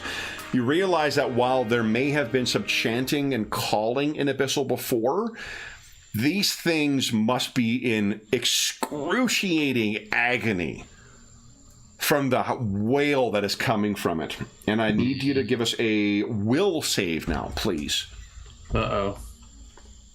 Monks have good... Oh, no. Unchanged monks don't have good will saves. Oh, there you go. But that's good enough. Again, in spite of your stomach doing somersaults, in spite of this wave of agony hitting you, no problem. Otherwise, you get in. What would you like to do? That was just your move, so it's your... Yeah. You have standard action? Yeah. So I'm gonna try an unarmed strike. I need to see what it's like to hit this thing before I fully commit to a flurry or anything. So you got it. He probably a leg, a kick or something that's keeps a bit of distance. Remember, your kick can also be used for. You've got your stunning strike that you can try and trigger. You've got your. I have. You also have a style, I think. Do you have flying kick or something else? Stunning fist. He does have a style strike. I have leg sweep. Oh, that's good. Knocking him prone is... Oh, yeah. Okay, so I might as well do that. I think if I click on this, it'll roll that, right? Yeah, so you make it... Well, no, what you'll do is your attack first. If your attack hits, you can then make a free trip attack. And that's when you start getting your bonuses in for that, because you've got, I think, improved... Okay, hold on. There's so many tabs on this character sheet. Yeah. Nice. Okay, so 22 versus AC is a hit. So that is 5 points of damage. So you kick at this thing, and it sounds like you're kicking low. Is that right? Yeah, trying to trip this thing. All right, so then what you get to do is make a trip attack, which will be your combat modifier bonus. Oh, you are more skilled at disarming, not knocking down. Is that right? Yeah. It's still just a CMB, so. Yeah, so go ahead with your... the CMB is your combat modifier bonus. Combat maneuver bonus, not modifier. Yep. It's a Department of Redundancy, sir. Wait, so what do I roll? So you'll have a bonus there called CMB. Yeah, it's a melee range CMB. Under combat? Under attacks. Under attacks. Yeah. Oh, there. Yeah, I see it. Okay. Oh, Oof, that is a horrible roll. You want to hero point that? Yeah, sure. Okay. Let's go to 0 hero points. We got it. I'm sure you're fine. I mean, I rolled a 3 for crying out loud. Now my one! God. Roll 20. You are a genius. Oh my Well, it's god. okay. You just missed. That's all it was for an attack, so. Is there a crit fail, though, for... No, that one just mean you miss. Is it? Because I thought, like, with like, disarm is when you have to... Right, because with the crit fails, some of those combat maneuvers, it... Oh, that's right. If you don't have improved trip, they can potentially trip you. Yeah. So I think, let's just do it that way for now. I'm going to try and trip you. Fortunately, your CMD is incredible. Massive. I do have improved trip, though. Oh. Do you have improved trip? Then you don't. Don't I? I thought you've improved disarm. I can't see a sheet, so. I think improved trip is the one that, I do have improved trip. Oh, great, okay. Oh, you should get a plus 40 to roll then, so that'd be a 15 to So trip it'd be a them. 15. 15 is still not good enough, unfortunately, but it's still... Not, and that one is a nat 1 is a nat 1. So let me try the trip against you. This is a 16, 1-6 against your CMD, Combat Maneuver Defense. And CMD. your CMD is higher because you have improved Oh, wait, trip, but you said so. he's got improved. Does that mean he doesn't get the... No, that just means he doesn't provoke when he tries to do it. Oh, Yeah, got it. I have bad news for you. My CMD is 29. Yeah, okay. And it is probably too higher against trip attacks as you don't. Oh, yeah, so it's like 31. Yeah, so this thing tries to get you, and you like easily able to knock back. It seems as if there's something that is about this. Maybe it's the heat of it. Maybe it's the fact you were trying to hit only lightly. It tried to knock you off. Who knows what it was that caused you to miss so badly? But you did manage to connect with this thing. It seems like it's hurt. He could commit to his flurry now because he didn't. But the flurry, don't you have to? I thought with the even with the Unchained, are you able to do that with a standard action, or you have to do a full? Oh, well, typically you can. Oh, he moved first, right? So no, he can't flurry. Right, yeah, because I think the flurry, it's only a full attack is when you get to make the second one. You Your can full spend thing. a key point and punch him. Yeah, you could do that, Jeff. Or spend a key point, boost your AC. Yeah. I have what, 6 keep? You're 8. Your blue, 8. yeah, your blue bar is your key points. Yeah, why don't I attack him again? Okay. I think that makes the most sense. So, Oof, nice damage. That is excellent. So, yeah, you go, and now you can try a trip again.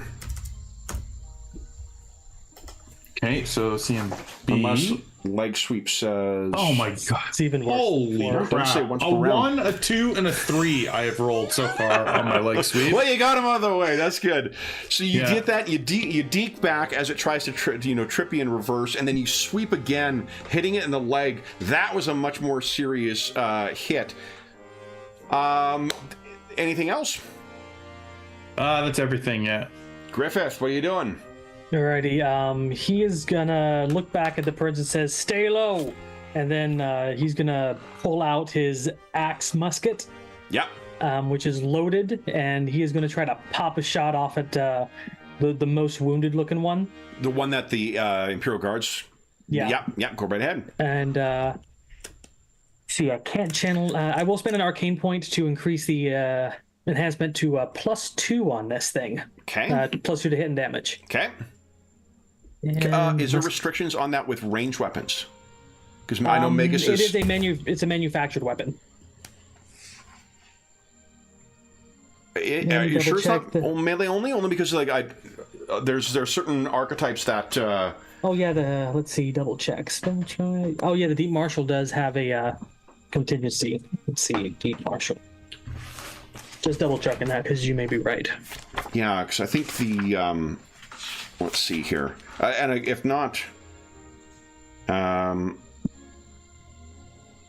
Magus. Melee. It has to be dwarven. So look under so spell combat for sure has to be a melee weapon. Oh yeah, I'm not doing spell combat. It was what's the ability you're trying to use? Arcane the pool. arcane It's pool. a swift. Yeah. Any weapon +1. And any weapon you're holding, yeah, that one's not restricted. I'm checking Deep Martial because equal to modifications from Bound by Tradition can only be applied to battle axe, heavy pick, warhammer, or a weapon with a dwarven word dwarven in its name. I'm fine with this one counting. She can use her spell combat or spell strike only with. So I can still do arcane pull, but I can't do the exactly. You can't strike. do the spell combat, at least not for the range component of it. When you use this in melee, you certainly could. Okay. Okay. So go ahead and do a pop shot with this one. Got it. So Are you kidding? You want to hear about that? It's a 14 for my +2 to hit and damage. Don't you have -1 because of your size? That's factored in. Oh, is it? Okay, great. So you said 14 because of arcane pull +2 to hit and damage. Oh, great. Okay. Then that is a hit. Okay. So 7 damage. 7 damage. Okay. The one that was injured. Yes.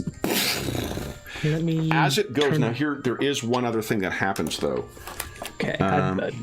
It explodes, doesn't it? It does explode. So you see this, Victor, as you're hitting this thing, you're like, I'm getting it better. Another one is shot by Griffith's massive, oversized thing. And I think, do you scale up the... No, not with range attacks, only melee. Only melee, okay. Because I'm like, and I probably still have 3.5 in my head for how you're scaling up stuff. But he blows the one apart, that falls back, and then there's a explosion that's about 10 feet across as this thing goes up, leaving a charred disc behind. Okay. Griffith. So I moved action, got my weapon out, shot at standard action, used my swift, I'm done. Okay. And for this one, it would be a move to reload. Yeah. Right. I'm planning on hopping down and then going into melee next. Okay. Works for me. All right. These things are next. Let's start with you, Victor. This thing is going to flail at you. It's still screaming and wailing away. That is an 18 versus your AC, your regular AC. Miss. And then the second one is a 12 versus AC. So it flails at you. This thing, however dangerous it was when it, threw this thing at you, it is not an effective melee combatant, at least certainly not in comparison to you. Griffith, these two continue stalking slowly forward, and both are going to unload as they did before. This could be really bad. Let's see. Those are... touches. I think... Yeah, go ahead. Touch is 11. Your touch is 11. Okay. I thought you said question. I'm like, yeah, go ahead. So that is... One of them narrowly misses you. You're finally able to get out of the way of it. The other one does land squarely on you and begins seeping through your now oversized armor, doing only 4 points of damage. Oh, so wow, at least he managed to get out of the way a little bit of these things. Then it is the Crown Prince's turn. He's going to carry on. Would each of you roll your attacks once again? 4d20 and 5d20. Shit. One of those hits. John, give us a 1d10 roll. It's taking our bad rolls for us, so it's... Two of the guns jam. Oh yeah, they can they do jam at low numbers. Yeah, that's not good. And one of them hits. So they will give us a 1d10 roll, please, Victor. It's a full round action to clear it unless they're gunslingers. Okay. So then, that is them. Victor, back up to you. You're still in this stench and this aura and whatnot, and what you can see, it seems, Victor, hold on, because we're on a fresh round. Would you give me a d20 roll, Victor? 13, thank you very much. And that is... You can see someone shouldering their way through the crowd. That appears to be that Minotaur. Coming this way? Yeah. Okay. And it seems to have drawn some kind of weapon, sword, from somewhere in its robes. But you were facing this thing. It seems to be running up to behind the back of this. It's not going to be here this round. It's still forcing its way through the crowd. Although the crowd is quite dispersed at this point. What are you doing?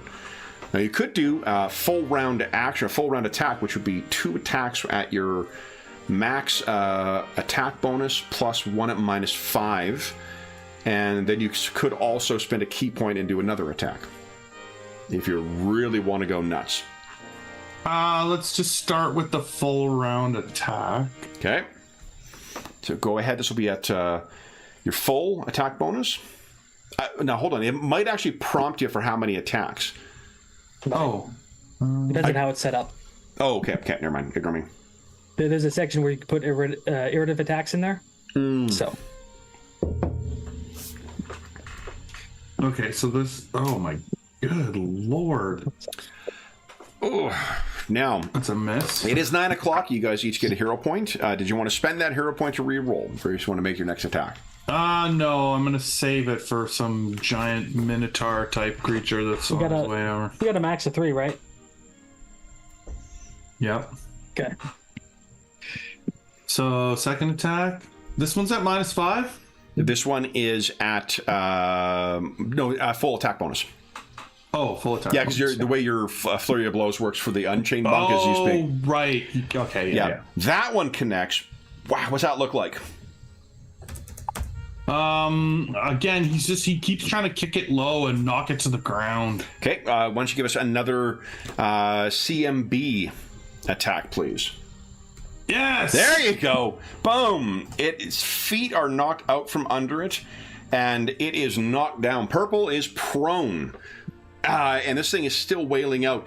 You can hear from the approaching Minotaur, "Move back! Move back!" Oh. You have one more attack. Yeah, I'll kick it. Okay. On the ground. And it is prone. -5? I remember what the attack bonus is against prone. Is it +4? It is +4. Look at that. It's up there. So it's a total of -1 then? Yep. Total of -1, correct. Yeah, okay. Come on, big money. That is a hit.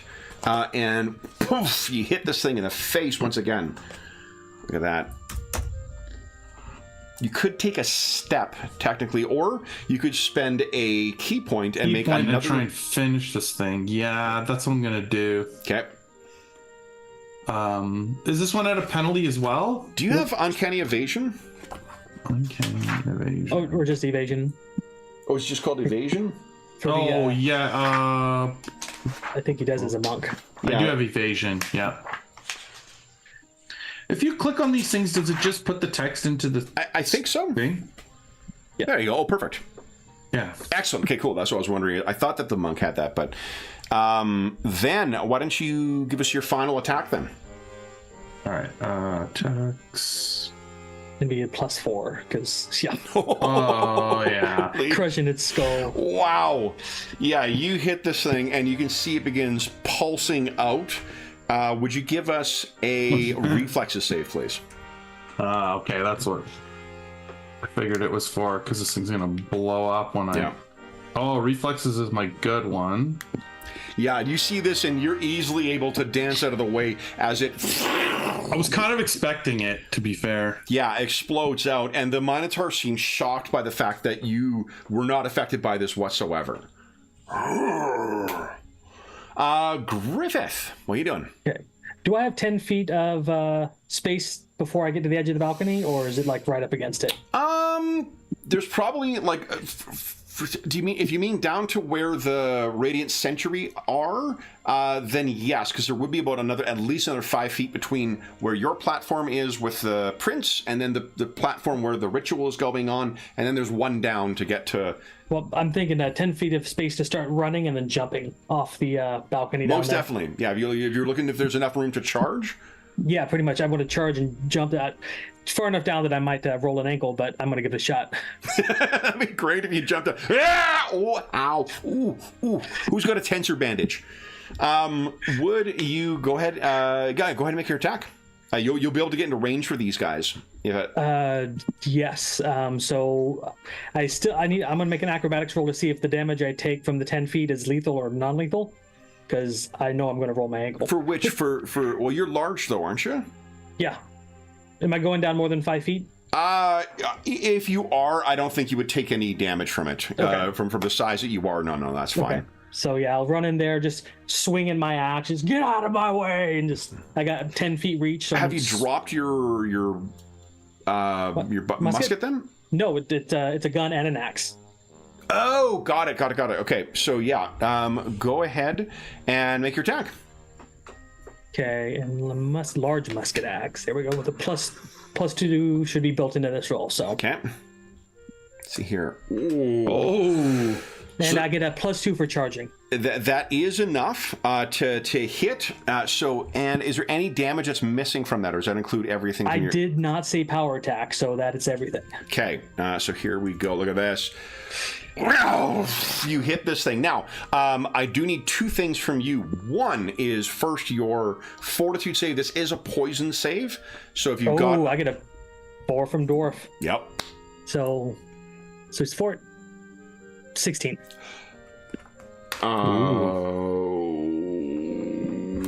Okay. That's not enough. I got hero points to spend. Yes, that is not enough. So. Oh my God. Now hold on here. The conditions. Here we go. Let me double check. Already. Yeah, I think you are sickened. Okay, so I get a -1 to everything. Now, does that include the +4 from your dwarf? No, it's 12 plus 4. I rolled 3 each time. Okay, so 12. So that's a 16 then. Yeah, 16. Okay. So then that is enough. Oh, okay, yeah, that's good enough. So I thought there was only a 12. All right. So then the second thing I need from me is a will save as you get into the distance for the wailing, and because there's 2 of them together, I'm going to raise the DC just a little bit.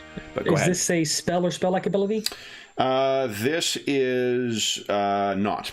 Okay, so my hardy will not apply to this one. Nope. Boom. But it is a good save. That is good enough, though. Yeah. So, like what, Victor, you just grit, and you can see everyone else, like even the Radiant Guard, are collapsing under the effect of this screech. So then, yeah, you get in and lay your axe into this thing. Then it is their turn. Now, it is a spell-like ability, so it would trigger an attack of opportunity. So they're going to... each of them is stepping back 5 feet and then going to try and hit you with a range attack again. Okay. Yeah, I stopped 10 feet, so they're outside my reach now. Yeah, that's what I figured. So here we go. And your AC is -2 because of the charge? So it's a 9 to hit my touch this turn. All right. Oh, my God. You said it's 9? It's 9. Oh, I rolled 2 3s. I'm like, oh, there's no way that's going to hit. I got a 9 total. So damn. Yeah. You're tagged both times. I should have done Shield of Swings. I would have half my damage. Now, you don't have any kind of like reactive ability to raise that AC, because if you could raise it by 1, that's sufficient to... I don't know if you do, but like if there's a shield ability with your arcane power or anything like that. No, I'm just going to eat it. Okay. First hit is 8 points of fire damage. Second hit is 10 points, so 18. Tell us what it looks like. It's the first time we've seen your arcane pool in effect on your weapon. His weapon just starts glowing like it just came out of a forge, and there's sparks coming off of it. Nice. So there's sparks flying off of that. These gouts of tarish flame are slamming into Griffith. Then it is this Minotaur's turn. Let's see. I need a potion. What he is gonna do. Just 2 seconds here, guys. Sorry, I was intending on having a character sheet for this feller done beforehand, but... Okay, this is a war story. I'm invincible. Exactly. We don't know what the horrific injuries that he has underneath his armor.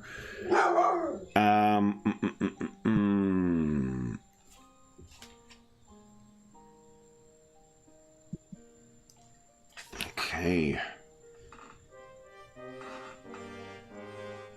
Okay. Oh, I know, Anna.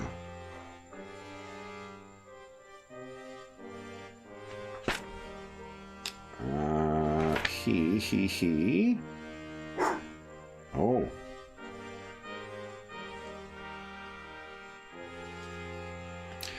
All right. He's going to turn towards... there we go.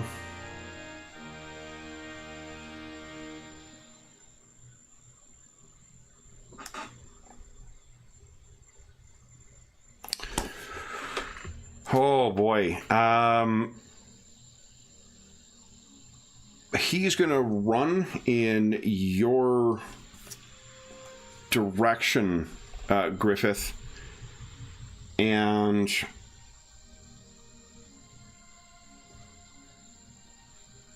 is this like a goring attack, or is it helpful? I think he is going to something in the end of the staff kind of flashes, and he's able to kind of run on an angle to reach up towards you. He is seemingly trying to get to you, so if you wish to make an attack of opportunity, you can. He does not have his weapon brandished as if he's going to strike you, though. Does it look like he's casting a spell and about to... I don't know if you've got time to...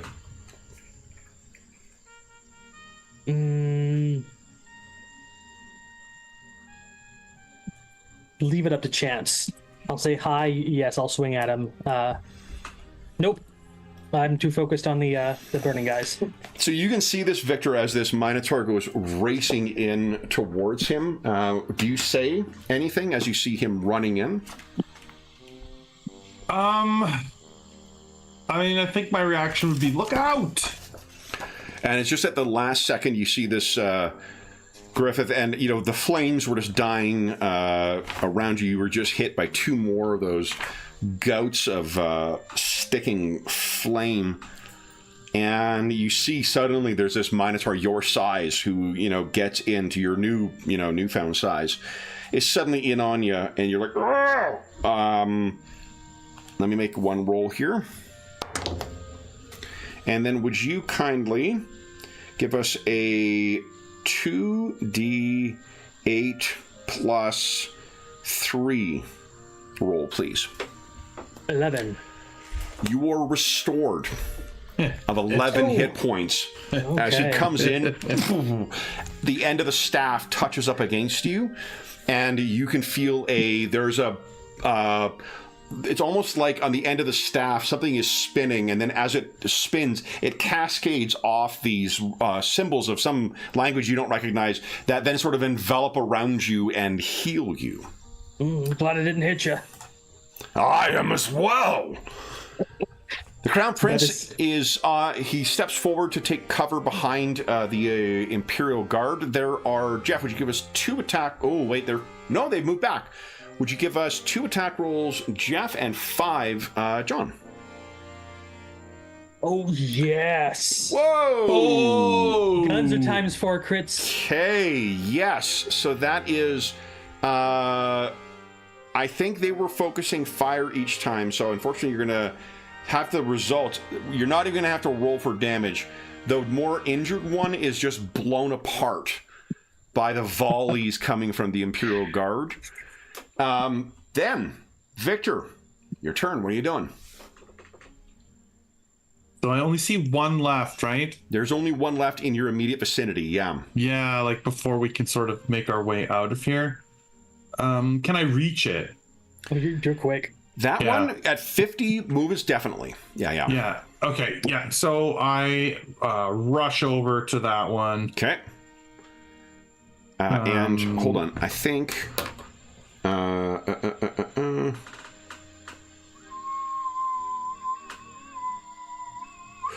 I do need you to make a fortitude save and a will save to get it as you get in. I was checking to see if it was the Every same time, thing. or? Yeah, it's each individual creature has its own thing.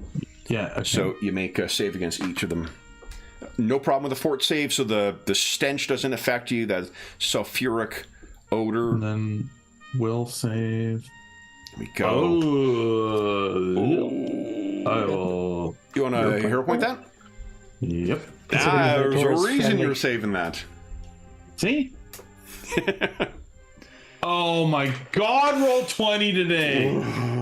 Holy shit. So, as you are hit by this, vicious. let me see what the effect is here. Yeah.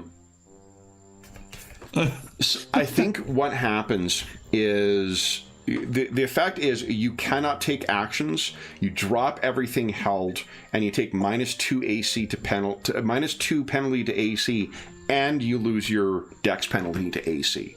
He got stunned. So you are hit by this thing, and I think there is. I'm just gonna roll, and then I'll count down. Okay. There is just a fugue of just like unimaginable pain. Imagine, if you could, if your bones were somehow like phosphorus and became ablaze with heat that was enough to scorch through your flesh so that it would slough off of you as charred hunks. That is the feeling you are gripped by as you just stand there, enraptured by this thing's howl of agony. So unfortunately, you are not able to attack it. Griffith, you see what? Jeff, why don't you tell us what's the look on Victor's face that Griffith can read? I don't know that it would be like, I think it's almost like it's hit him in a really strange way, like right to his, to his chi or whatever. Like it's like it hit the harmonic that like has really like stunned him, and I think he looks dumbfounded almost, like that. Yeah. How did this thing, stun him like this? I think he just like caught in its. Looks like your soul got punched in the nuts. Yeah, exactly. Okay, Griffith, what are you doing? Alrighty, he's going all in. We'll do a swift action to change up my arcane pool. Okay. +1 and a d6 of cold damage. Okay. And gonna 5-foot step in. Okay. And initiating spell combat. The arcane pool, what kind of action? It's a swift action, right? Swift action. Okay. Yes. Okay. So he's gonna step in and he's gonna just swing his weapon at the. And remind me, it's a -2, right? Because of the. It is -2 to hit. Yeah. Okay, go ahead. This won't be built in, but we can subtract it. Large musket axe, swing number 1. Okay, so that's a 12. You want to hero point that? I am going to do that. Yeah. I think you should be at 2 hero points right now. Remember, I didn't have to spend that point because my hardiness. Right, because of the thing. Yeah. Right. Okay. 26 is a hit. Okay, and then here's... 1d6 cold, you said? Yes, so 4. Okay, so... And, okay. Vulnerable is 1.5 times? Yeah, they take half again as much damage. Yeah, so 1.5 times the total. All right, so 6, that is 17 points of damage. The cold seems to be extremely effective against this thing. And seeing that, he will do his spellcasting part of the spell combat, and he is going to cast Frigid Touch. Nice. Now, you do have to cast it defensively, right? I'm 10 feet away from him. Does he have yes, reach? yeah, you can't attack of opportunity. Okay. Yeah. Okay, so I'm gonna roll to hit him, and if I hit him, then I'll click the spell. Okay. And this is a -2 as well. Yeah. Let's see. Nat 20, baby! Look at that. Beautiful. Okay, and here's the frigid touch, which does twice the cold damage. Yeah. Oh my goodness. So that is It's 20. Holy crap! I rolled near max damage on that. 22. It's supposed to be cold fire? damage. It's supposed to say cold. I typed it wrong. Oh, incredible. Hold on. Does it do 4d6? That's 46. Holy Wow. shit. So you hit this thing with almost an Arctic gale. He sees his friend go down. He's like, hell no. Just smack. And then he just draws his hammer back. Icicle just grow and just slams it on its head. Nice. All right. Beauty. And then with that, the guards, the Imperial guards begin turning their attention on some of the other ones that the Radiant Century are facing as well. There are waves of these things that are coming in, and there are almost reserves of them that are beginning to activate their abilities, and you will be facing a second wave of them when we get back from our mid-session break. They're about 100 feet away right now. Yeah. Jeff, thank you for taking that one. It lined me up a 20. Yeah, totally right. All right, so we got these guys down. All right, so then for those listening at home, we'll be back in about 5 minutes. So we'll be back then. Beauty.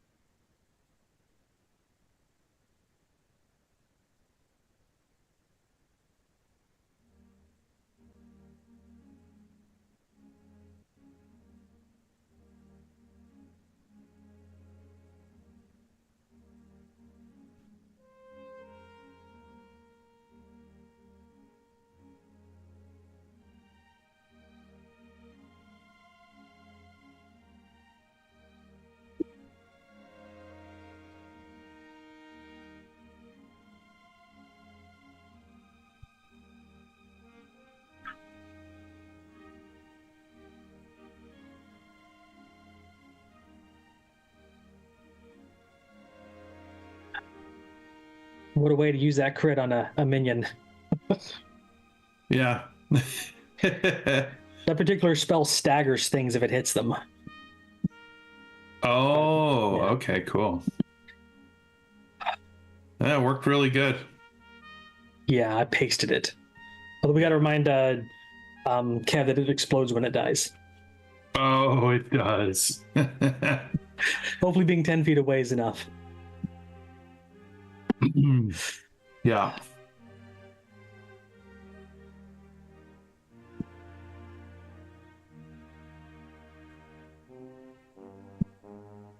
I'm not nearly as mobile as you, so 100 feet away is a problem. Yeah.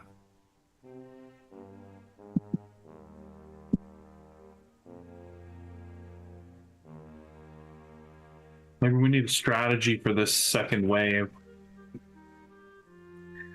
Well, hit them real hard is my strategy. I mean, I guess killing them fast seemed to work pretty good. Moving in towards them can be tricky, though. Mm-hmm. For me, I got to make 2 saves. Oh, yeah, me too. Do you have any range? You got any ranged attacks? No. Not really. But I think keeping them away from the prince is smart, so... Yeah, it's just that with their ability to throw fire at us, it's not sustainable. Yeah.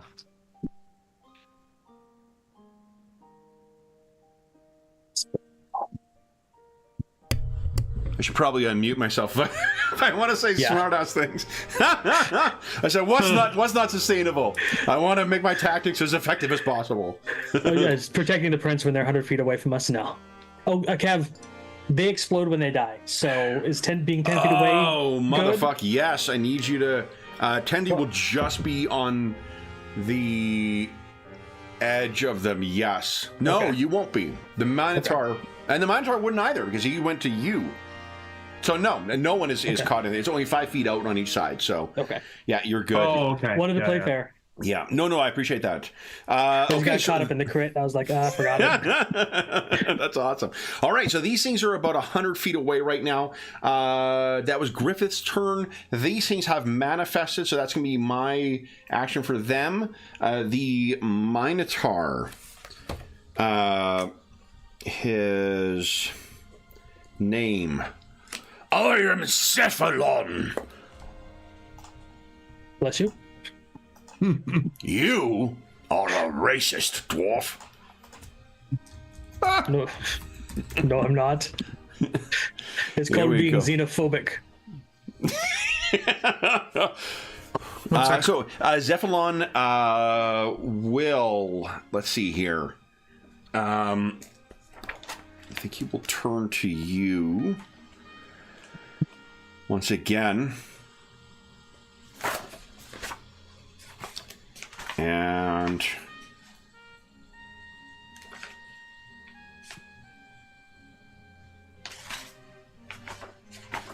where are we here? Here we are. Have to fill my water. No. He once again gestures with that staff. The end, you realize at the end's got like a little bit of like a prayer wheel type thing on it that kind of spins as he chants. Hits you once again, Griffith, and it's 1d8 plus 5. 6 hit points back. Of course. I didn't say very much. Oh, yeah, of course you roll 1. So, did I say it's keeping it played on hard mode? Mm-hmm. Your healer is also not here tonight, so. Yeah, before the attempt on his life, yeah, it makes sense. Yeah. So then he says, "These are servants of the ever-hungering flame. They cannot be reasoned with. Destroy them before they destroy us."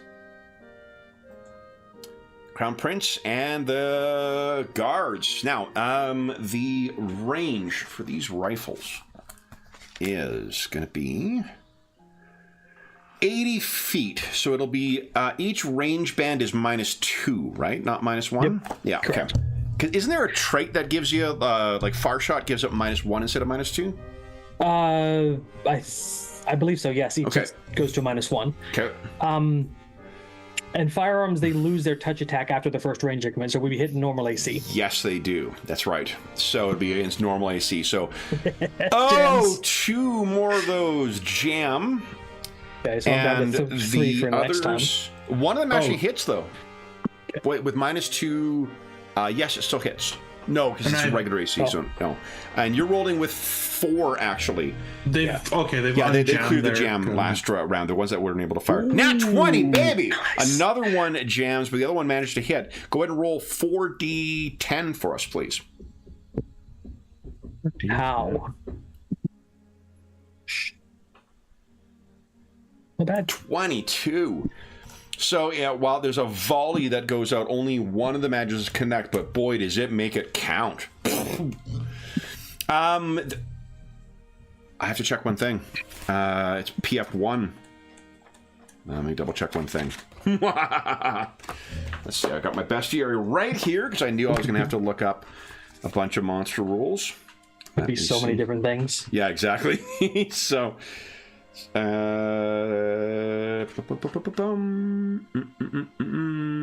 love that you're creating the monsters yourself, so I have no idea what they are. This is an official monster. La la la la la. But I am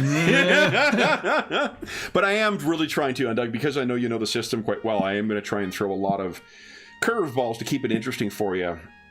Because I think like there is a level of system mastery that's like rewards like, oh, I know what this is, so I know how to fight it. But there's something I think cooler about like, I know what my character can do, and now I figured out what this thing is, and now I'm going to use those abilities to try and get it. That's why I didn't start with the cold damage. Yeah, let's see here. No, I was hoping cold would work. Yeah, that was awesome. But I mean, that's a great way of it reinforcing the sort of the fiction of it. I love that. Okay. Yep.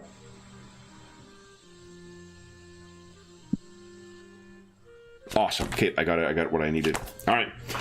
So that is an incredible shot. It like hits almost like where the part of the skull is, and there's fragments of flame and bone that go flat, like out, like a comet trail behind it. Then it is Victor's turn once again. These things are 100 feet away right now. You are all standing kind of near one another, and the Crown Prince is about 30 or so feet back from you.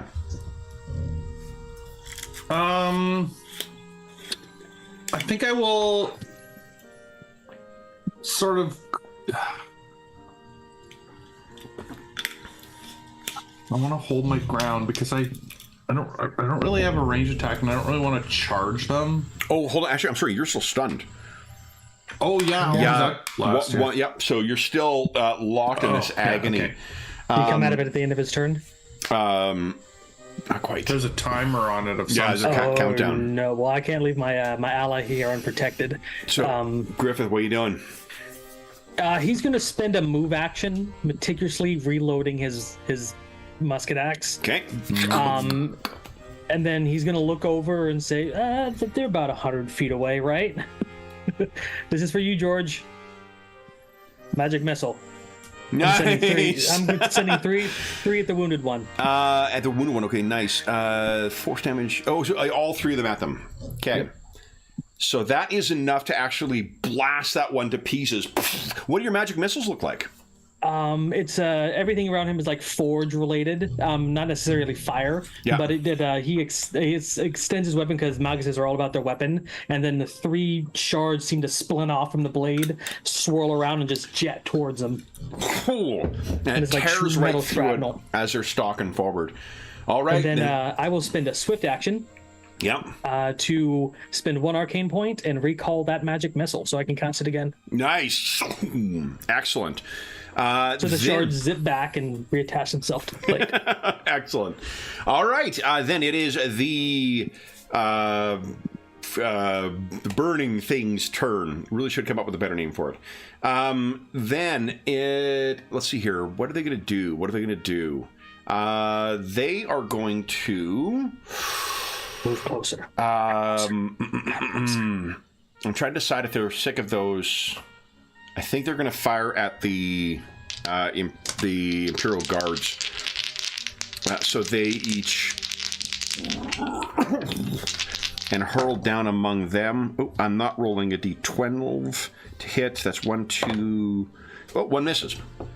So 2 connect. The Imperial Guard has, I can tell you how many hit points. I think they have, I want to say 21, but let me double check. Was looking them up before. Nope, it's not that. It is. It actually might be too much. So although even like the, here we go. They have 22. Yeah, 22 hit points. So let's see. It'll basically be one. Like after 2 hits, they'll be down. If they don't take the full 22 from. Okay, so wow, 16. And 5. Okay, so 2 of them are injured, but not dead.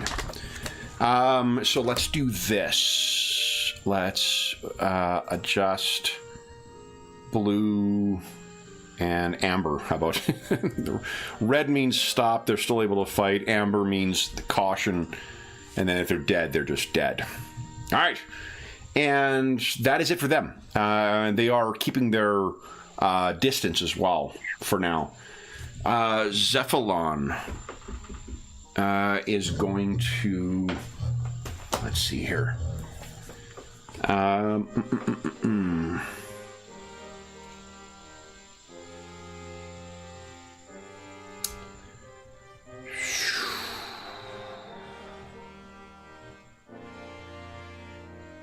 think he's going to activate a shield.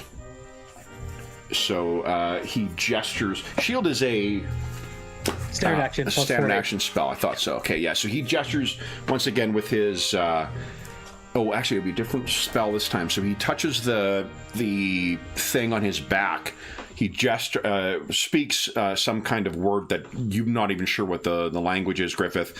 And then there is sort of a like a translucent version of the stone itself that appears in front of him. Just figured out what class he is. Nice. Then it is the guard's turn. You guys want to give us attack rolls for 4 and now 3 for me. Right, yeah, however many. 3 for Jeff and 3 for you. Yeah, jeez. This guy's got to take better care of their weapons. All right, so that is 2 hits from Griffith and 2 hits from Victor. So give us a 2d10 roll each, please. Nice. And I'm assuming, once again, you guys are focusing fire here, so that'll be, look at this, guys. Boom! It's magic missile range. All right, Victor. This is your final round of agony. Griffith. Yeah, he's fast. He'll catch up. Griffith's going to start trudging forward 20 feet in his armor. Clank, clank, clank, clank. Catch up, small fry. And then he's going to go, magic missile. And then try to hit the same one again. You got it. Go ahead and roll damage. 14. Jeez. Another one of these things is reduced Second to flames. round, same as the first. Magic missile comes back. And that's it for me. Okay. Then it is their turn once again. One of these is doing a Hail Mary and trying to hit Prince Hugo. You motherfucker. He is on full defense, so his I'm gonna have to roll outstandingly well here. I am so sorry, guys. I just rolled a Batman. Is that a nat 20? That is a nat 20. No. So let's see. Can I spend a hero point to force reroll? You cannot. Oof. Let's see. 8. Oh. 16 points of damage. Whoa! Who'd like to do the damage on Crown Prince Hugo? Wasn't that the we damage of have Crown to? Prince Hugo? Oh, yeah, you guys have control over him. He has 20 hit points. He just took 16. Oh, I see what you're saying. I Yeah. thought you said roll it. No. Just apply the down. damage. Okay, all sense of self-preservation has gone out the window.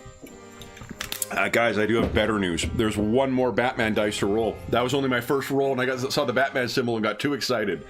Let's see what the second one is. You said what? Did you get a Joker? It's a 2. So it misses. The other one sails over, does not connect. Zephalon cries out, "No!" Heal the prince! He turns and he will begin clambering up towards the towards the prince. I'm trying to decide. Give us each of you roll a 1d20 roll, please.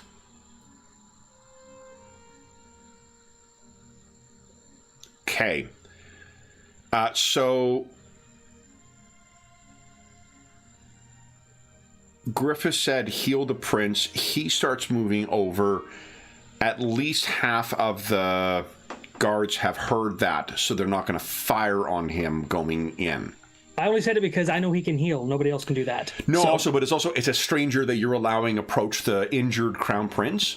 Yeah. So what we're rolling for is a perception check for the Imperial Guard, because if he just move in on them, they may have turned and So that has been thwarted. The guards, I believe everybody has reloaded, so you're rolling once again 5 and 4. That is 1. Oh, wait, hold on. No, that's a miss. There's 1 hit with Griffith, and 1 hit with Victor.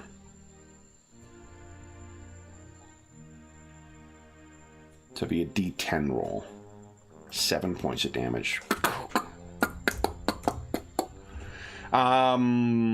Then, Victor, you've shaken off that agony, and somehow it's gone. You know you can feel your normal sensations again, but I think the memory of that will stay with you for quite some time. Yeah. What do you wish to do? And perhaps you can hear the cry, Hugo is shaking off with his cloak some of that tar, burning tar that these things throw. I think I will charge at the one that threw the tar that hit the prince. That will certainly be a very quick charge. So yeah, you're able to you get +2 to hit, -2 to AC, and what is it, +1 to damage? No. I usually house rule +2, but it's no actual plus to damage. No actual damage, okay. There's also some things that big hit. Okay, so you go racing in, wow. I attempt to trip it. Yes. Go right ahead. So first let me apply the damage. I'm assuming you're going after the injured one. Oh, well, whichever one hit the crit on him. Is Yeah, what he it probably was doing. that one, actually. Yeah. Ooh. And whoom, it is knocked prone. Let me just move it a little further up so I can access it easily. Purple, it is prone. Now, you could spend a key point, make another attack if you'd like. Yeah, I could. Yeah, I'm kind of angry. So Andy. let's do that. Oh, before you do that, Oh. Fortitude save, will save. It's a new creature. Oh, right. Yeah. Dude, I might not have been able to do that. But we'll see. We'll cross that bridge when we get to it. We know how much damage he did. No problem with the stench. It's the will one that's the trickier one. Oh my god! You have a roll hero 20. You have a hero point 930 that I forgot to give you. So if you want to spend that, Yep, it's immediately gone. On. I have rolled a 2. That's a 4. Just the worst rolls on those things. So once again, when you get in, that agony hits you, I will tell you, the one upside to this is I wasn't sure whether, because you guys have higher stats than normal. You've also, you're good level compared to these things are not a huge threat for you. I really wasn't sure whether these DCs would be a challenge. And like They are. The only reason being because it's interesting when they are a challenge, right? So it's cool to know that we can play with hero points and we can play with more powerful characters, and there's still risk involved, right? Absolutely, yeah. Yeah. So because it's roll 20. You are. Well, you act as if your dice don't betray you the same way too. So, actually, you're not that unlucky with dice, are you? And No, Brent no, is. not at all. Yeah, not at all. So you get in, and once again, it just you anticipate hitting this thing, and I guess you just you left yourself open, and like pouring salt in a wound, you're hit once again by this wave of agony, and just thwarts your effort. You're standing about 10 feet away from it too, Griffith. You can see from his howl of pain, Victor is once again afflicted by whatever hit him before. Okay, so I moved up 20 feet, so they're 80 feet away from me. So they're outside of charge range, but they're not outside of 4 times run speed. Okay. So I am running. My entire action is just running right up into the middle of them, and I'm not stopping 10 feet away from them. I'm getting right on top of them. Okay. So I need to make my saves, right? Yes, you do. You will need to make 2 of them because each of them will trigger. So 2 forts, 2 wills? 2 fort saves first, and you get the +4 from your... Oh, right. We found we couldn't add a prompt for adding a modifier in, right? Correct. Yeah, okay, so 18, no problem. Second one? Okay, second one. No problem. Okay, 2 will saves, please. No problem, and... No problem. Man, I'm taking all your good rolls, Jeff. I'm sorry. All right, so you got yourself in there. With a run, is it -4 to your AC? Oh, I lose my dexterity entirely. Okay. But I don't get any. I only lose 1 AC. All right. Then for their turn, so you raced in for your turn on their turn. Yeah. I'm right up on them. So no 5-foot stepping away, you bastards. I'm gonna hit you. All right. So they are going to try and get you. First one, 22 versus AC and 19 versus AC. Those both hit. Okay. Now, first, it is, let's see here. That is 8 points of damage from the first hit. Yep. That is 11 points of damage from the second hit. Ow. And I need 2 fortitude saves from you, please. Okay. No problem. 27. This is not poison, so the things. Okay. Okay, so what's happening is as these things are hitting, it's almost like there is some kind of sticky aura around these things. So as it's hitting you, the spatters are going on you, and you're able to pull yourself away enough so you're not actually catching fire. But this must be what's causing everyone that's brushing up against them to be catching flame. So that was the first one. I have 1 more that's attacking you. Holy crap. Yeah, each has 2 slams, so... Here we go. And they don't have to move or anything. So, a 16? Nope. Just misses. Just misses, awesome. And a 23, I think it hits. Yeah. Okay. That one is... I need 1 more fortitude save from you, please. That is 9 damage. I'm gonna die. Nat 20, baby! Look at that. All right, so you keep yourself free from catching fire. This must be what it's like to be in a forge itself, Griffith, because you're just surrounded by these things. Zephalon is running up to the prince. He'll use his last cure moderate. Give us a 2d8 plus 5, please. 12. So the crown prince is healed for 12. Then it is their turn. Oh, boy. They can shoot again, but Griffith is engaged with them, so it's a -4 to hit them. Yep. Unless they have precise shot. Yeah. But, oh yeah, they're way outside of touch range. Way outside of range, and on a... how does it work with firing into melee for this game? Is there any chance just a -4? Just a -4. Okay, so then I think the nat 1, what I might roll is a 50-50 chance of it hitting you or it jamming. Just to add some added peril to it. That's fine.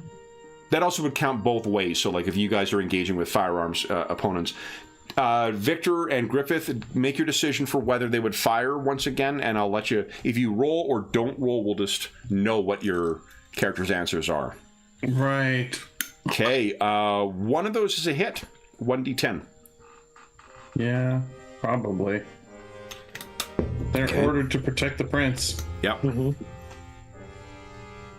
And none of those hit. Okay, so it's 3 points of damage.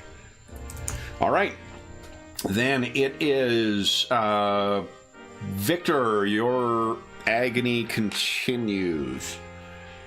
Griffith. Alrighty, it is time to go full turtle and just full offensive at the same time. I'm activating Shield of Swings, Power Attack, and Spell Combat. Okay. So let me turn on all of those.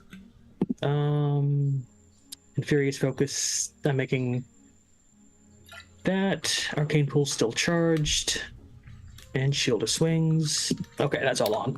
All right. So I still got my Arcane Pool and my Cold thing up, but I haven't had a chance to attack. Okay. I'm ready. So I'm having all the damage I'm doing this turn because of my bonus to defense. Oh, got it. Okay, for the Shield of Swing, that's one of your feats. Yeah, it gives me a +4 to my AC and combat maneuvers. Nice. Okay.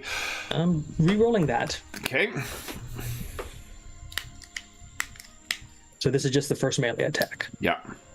There we go. So Now it was a -2, right? Because my first attack doesn't suffer from it because Furious Focus. What is Furious?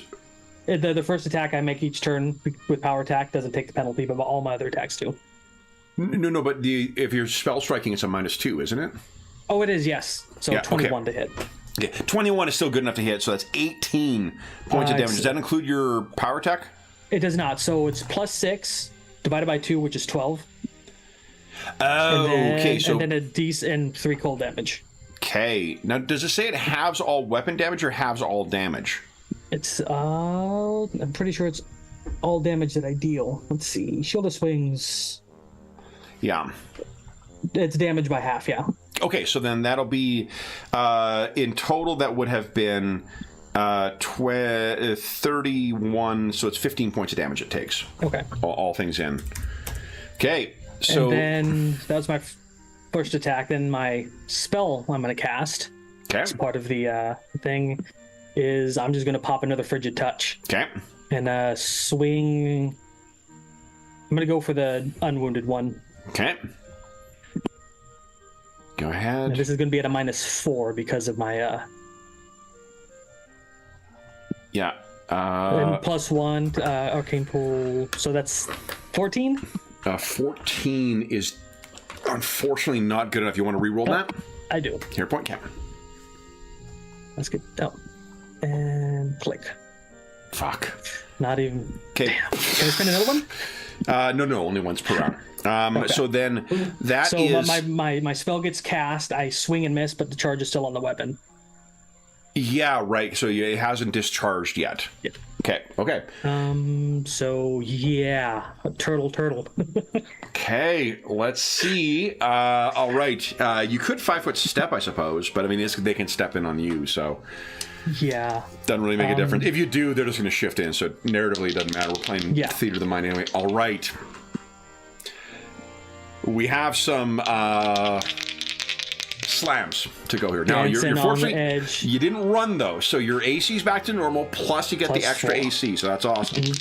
All right, let's see. You're the first one screaming still. My best roll is a 13, which I don't think hits. All right, so you're keeping one of them at bay. The second one is my best roll is a 13. So again, they're not able to connect with you. Jeffalon does something that's not going to be consequential. Oh, and he did heal the Crown Prince by 12, I believe. So it should be at 16. Okay. Power attack is turned on. Okay. Then we didn't have any nat ones last time, I don't think. So would you guys like to fire into him once again? I'll leave it to you guys. If you roll, we're assuming the attack once again. That is 1 hit. That's a nat 20. 4 dice. So Griffith, one of them is gone. Holy. Oh, you rolled, Victor, it's 4d10, not 4d20. For the damage. Wait, what? Did it roll? You rolled a nat 20, but the damage is d10. Oh, whoops. Oh, I clicked it. Never mind. That's okay. Oh, yeah, sorry. I was like, holy shit, that's a lot. That's mathematically impossible. No, I clicked the wrong thing. Yeah, I clicked the wrong thing. All right, so that's a solid hit. Look at this. Boom. All right, then, Victor. At the end of the round, you've shaken off your agony once again. And you were standing right next to these things. Griffith, what are you doing? Same as before. Oh, fuck. Actually, Griffith, I need you to give us a reflex save first. Oh, the explosions. Yeah, I am right up in them, aren't I? You are. Yeah. Come on, my worst save. 16 is good enough. Okay. So it's half damage, actually, unfortunately. Yeah.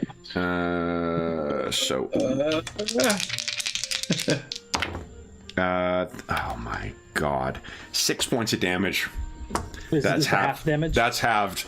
You have to blame. I got 2 fucking Batman on the damage so there roll. is a difference this time around. I'm 5 foot stepping away. Yeah. Hold on. Okay, so you can keep yourself at range?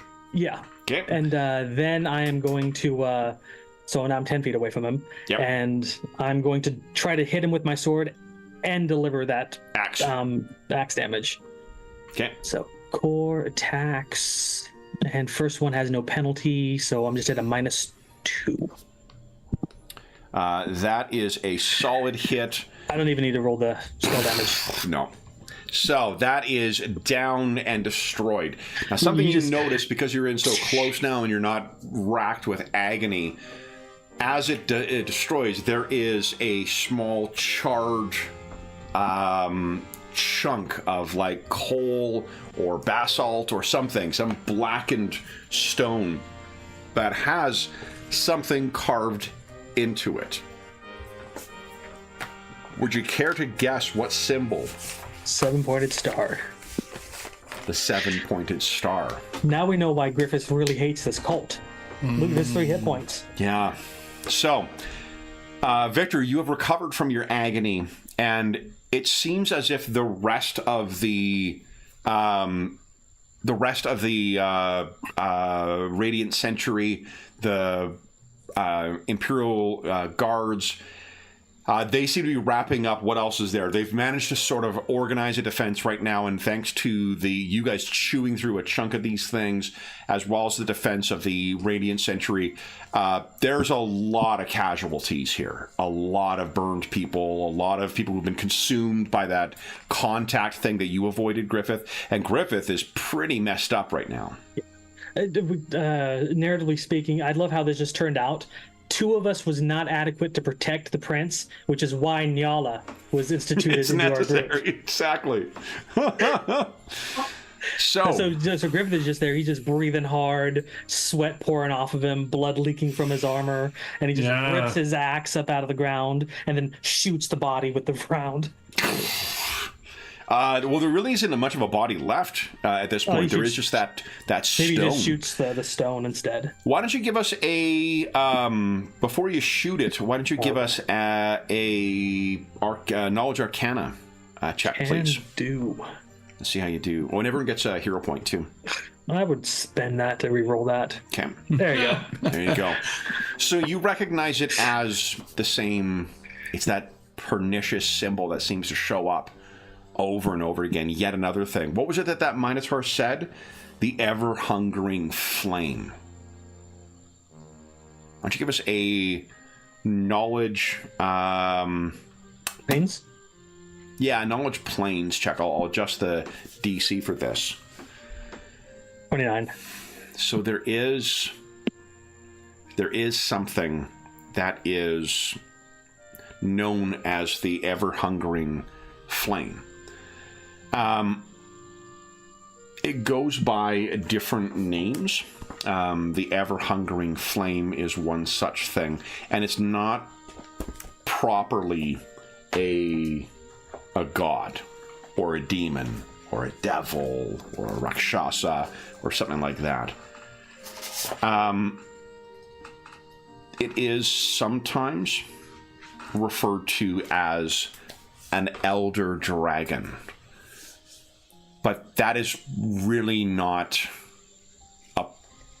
it's not in the sense that it is what you would recognize as the reptilian type creature. Some scholars say that the name given to the 6-limbed reptiles that you call dragons, red dragons, silver dragons, fang dragons, that they're given that name as an honorific to reference the power of these primordial entities. This thing is also known as the consuming inferno, the ever-hungry flame, and the devourer. To give it any other name is to not truly recognize what this thing may be. And it is one of many. Hence, the 7-pointed star.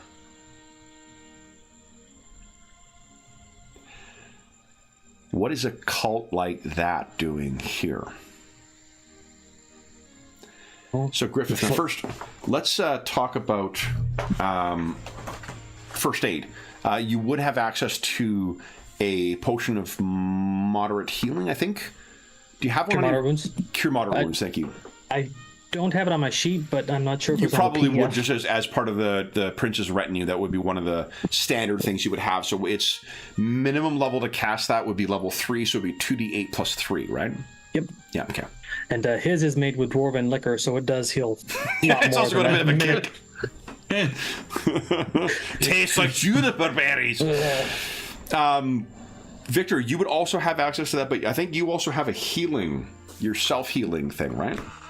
Oh, do I have an ability? Does he got a wholeness of body at his level? Yep, wholeness of body, 1d8 plus 6 that you can heal. Cool. Key point thing, right? You can spend 2 key points, and you heal 2d8 or 1d8 plus 6. Okay, so I forgot where I saved that PDF. Where is that? oops.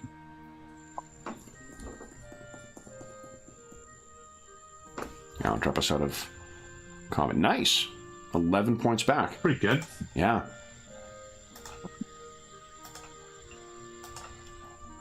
There. So Zephalon, I think if you get a chance to come up, he tells you, you should go. Take your prince and flee. This struggle does not concern you. The prince, Hugo, is sort of a little bit shell-shocked, but at that comment, he's like, wait, no, they attacked the heir, the Imperial heir. So you guys can imagine you're stumbling back. Griffith has just finished quaffing his thing. Victor, you've recentered yourself. Slowly shrinks down to his normal size. No, we haven't made that joke in years, to be honest. I forgot about that. Yep. So as you come back, Zephalon introduces himself once again. I am Zephalon, a scholar of antiques and forgotten history. Your aid was timely and appreciated. I foresaw it. Something moves in the shadows. This is a first effort. A stratagem against the prince. I understand your impulse, Prince, to respond and track down these foes. But this is but a first action. Trust that your servants will track down these foes and So he's saying- extinguish them. So the attack was against the prince, not the new ruler here. And he looks over at you. The ruler here, the new sovereign, they did intend to disrupt this ritual. They are enemies of their lord. I should have got a glass of water. Minotaurs and giants murder on the vocal cords sometimes. Mm-hmm.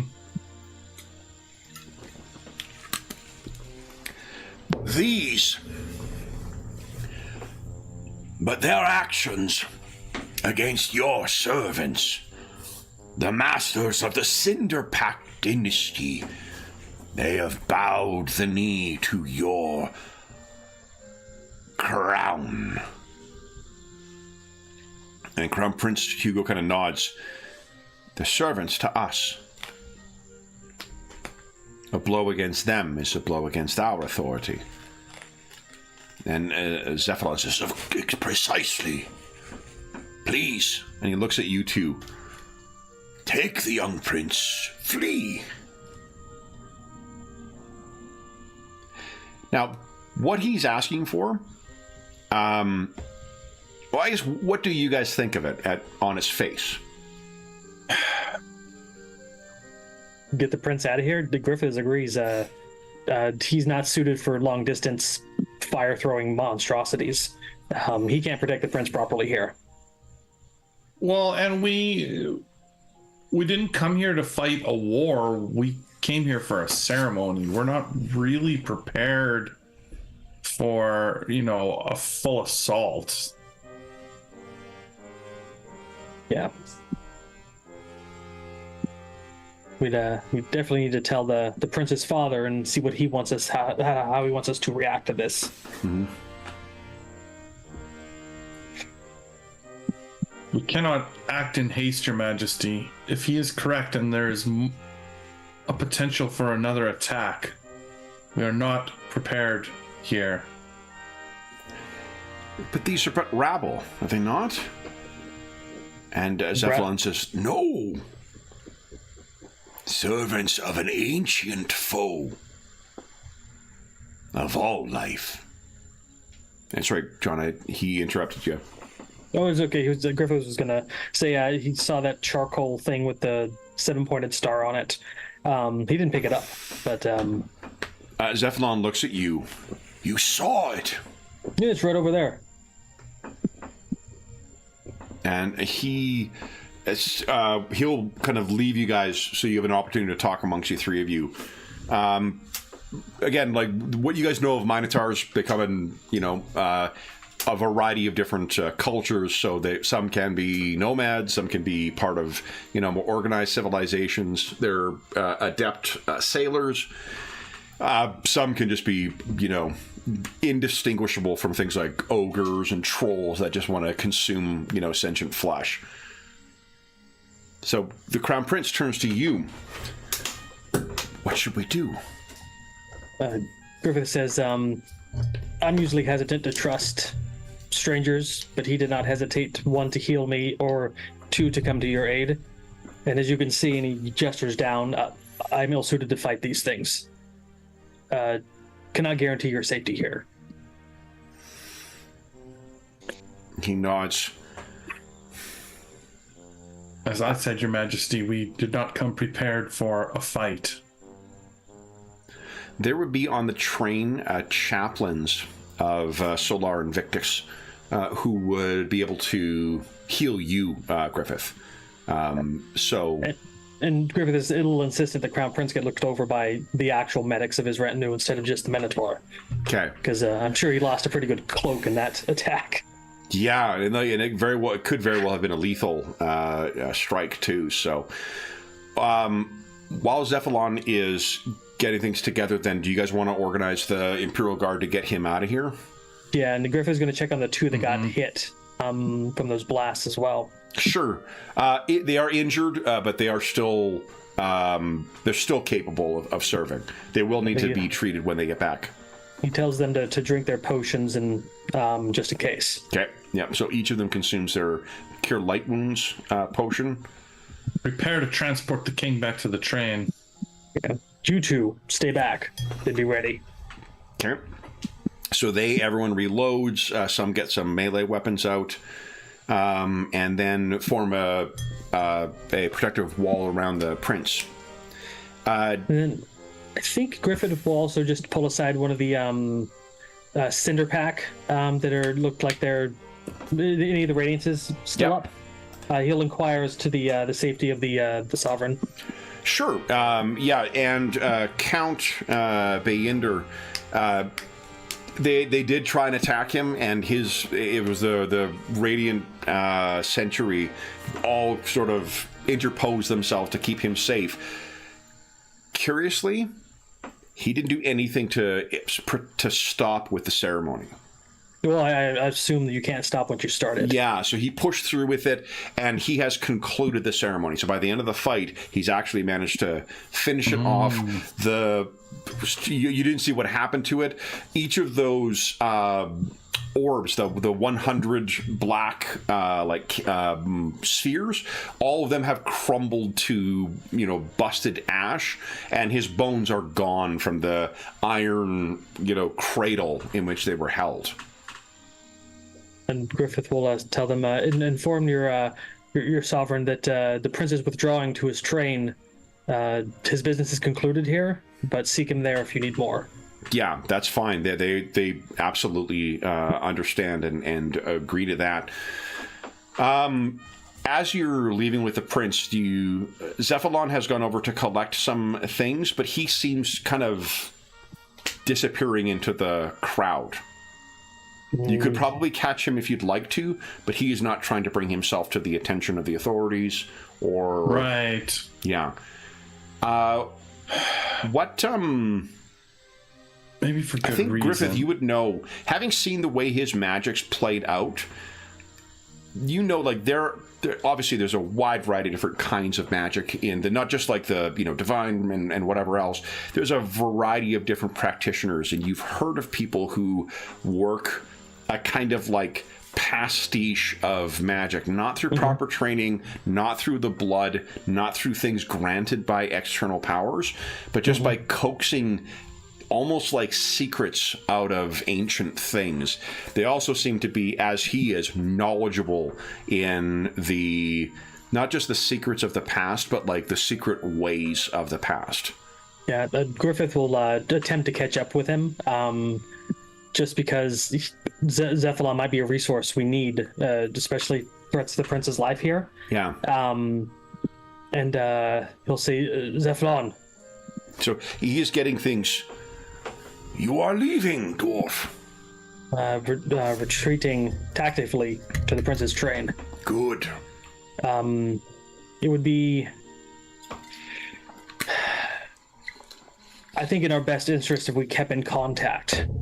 I've noticed your implements, and I do not judge the way others use magic unless they use it for ill purposes. But how would I contact you, if need be? I see you are gifted yourself. You are shield warden.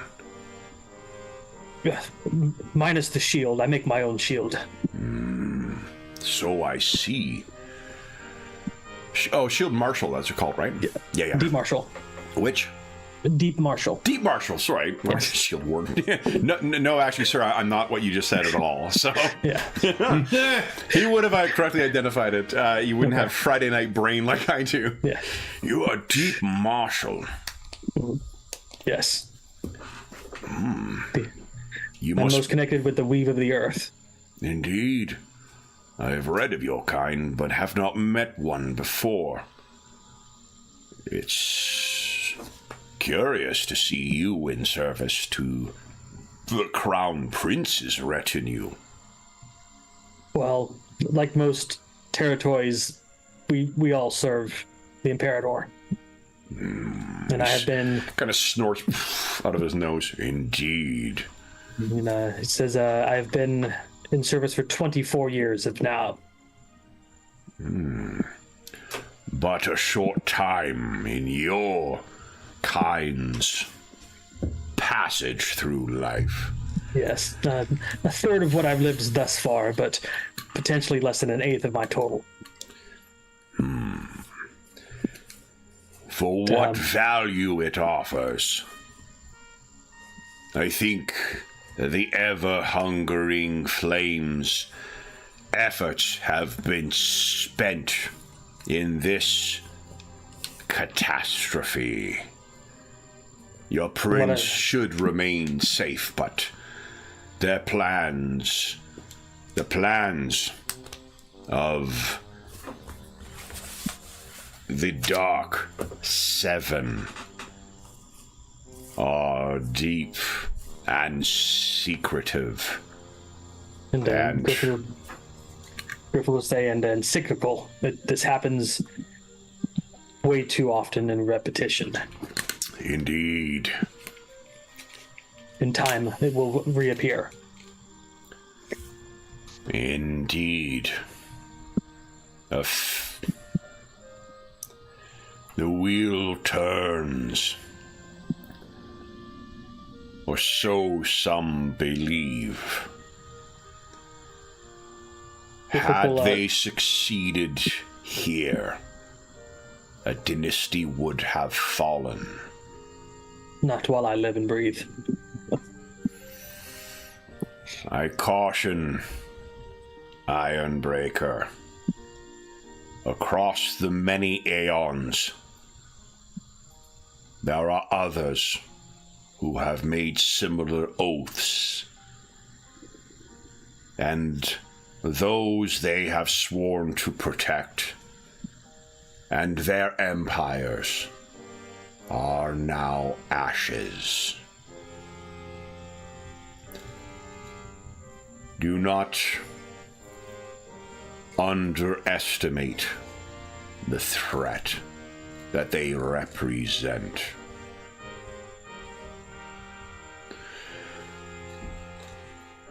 I am glad we met, Ironbreaker. I wish you fortune in your oath being fulfilled. He'll say it was an honor meeting you, Zephyllon. But if you hold a moment, and he'll reach up towards one of his beard braids and slice it off and offer it to Zephyllon. One of his eyebrows goes up. In case you find information worth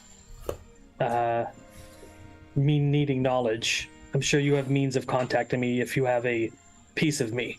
He gets it. Looks at you.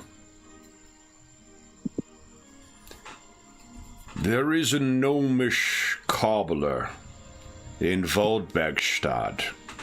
You may remember that's the capital of the Grindlehaus Empire. He runs his cobbling business from Granite Street. If you have word of the Dark Seven, leave it with him, and it will reach me. He gestures at holds up kind of the hair. I really should have brought my fucking hair in from the Jeep. I could have used a prop.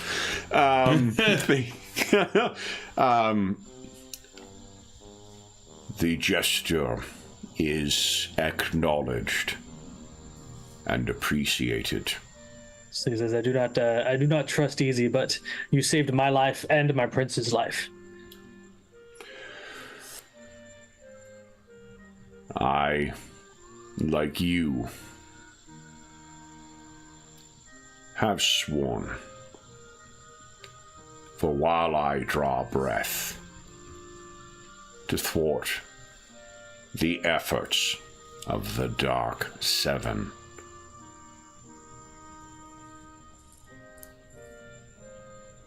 We will all be ashes at one time. better to strive against than give in. Yes. We will all feed the earth, but if this darkness wants to trample me, I will become shards under its feet.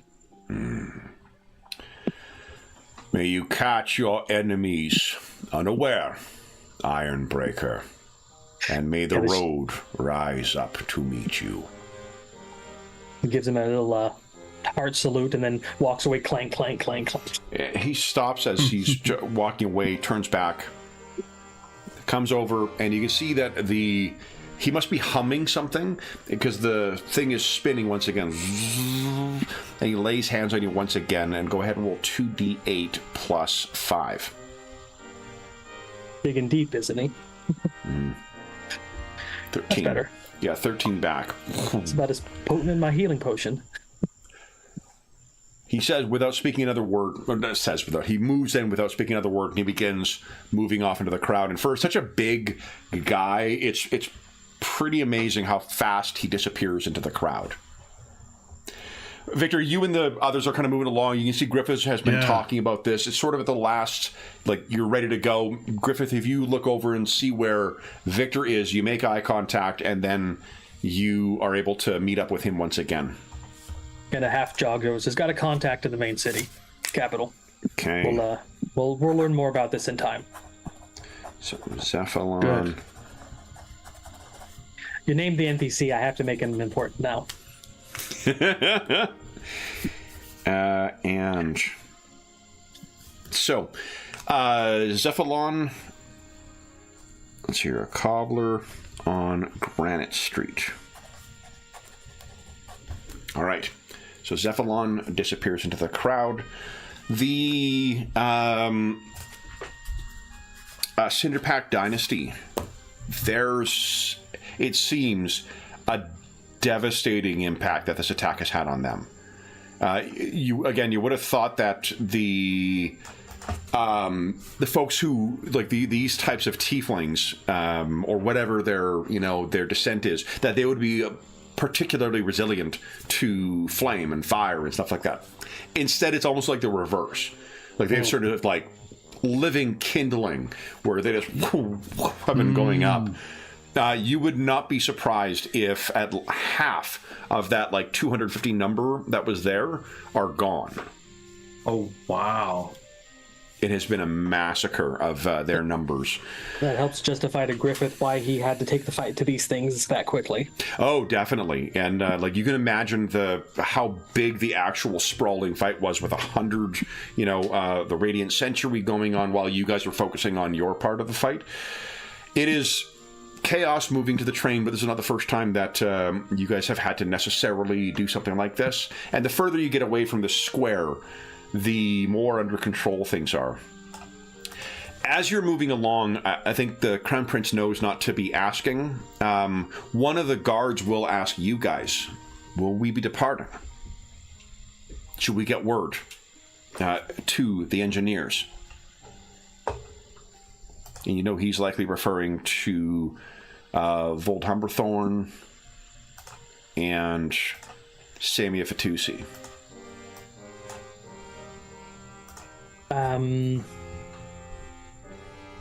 What do you think, Victor?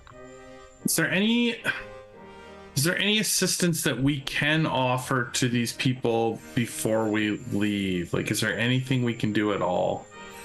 You could. I mean, it's effectively some kind of, cult terror attack that has happened here.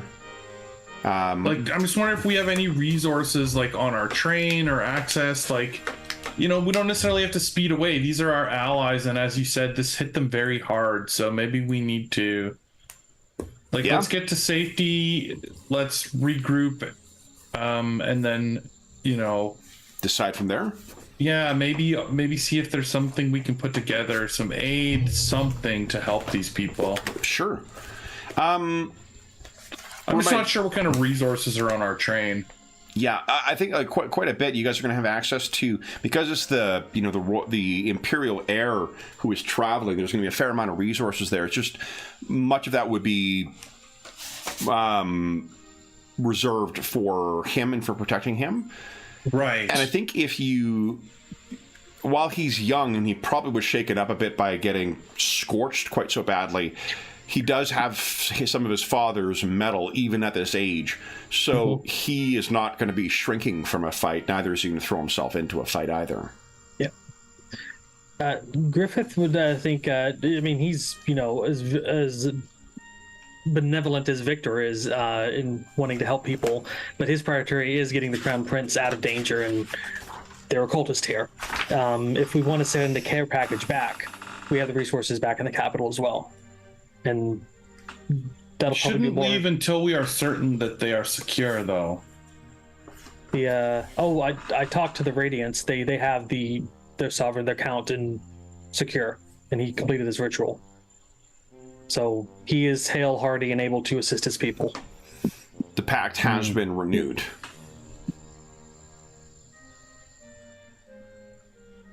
I'm sure they have stocks and resources for something in an emergency, and we can send a care package back if the prince isn't amenable to that. The prince is overhearing all of this as well. He's not going to say anything until you get back to the train, but... I think we make the decision at the train. Okay. So back at the train, Griffith, you will benefit from another one more heal moderate and one more heal light from the chaplain. It's a D3 for the chaplain? Plus 3? Chaplain will be D8 plus 1. Okay. Oh, no, sorry, D8 plus 3. And Okay, so 2D8 5. plus 3. Okay, so there'll be 18? 15 total, yeah. 15 total, is that right? Plus 3, so it'll be actually 5 for that first one and 12 for the second one, so it'll be 17 total. Okay. All right, so you're feeling a little better, Griffith. Victor... Lots better. I was at 3.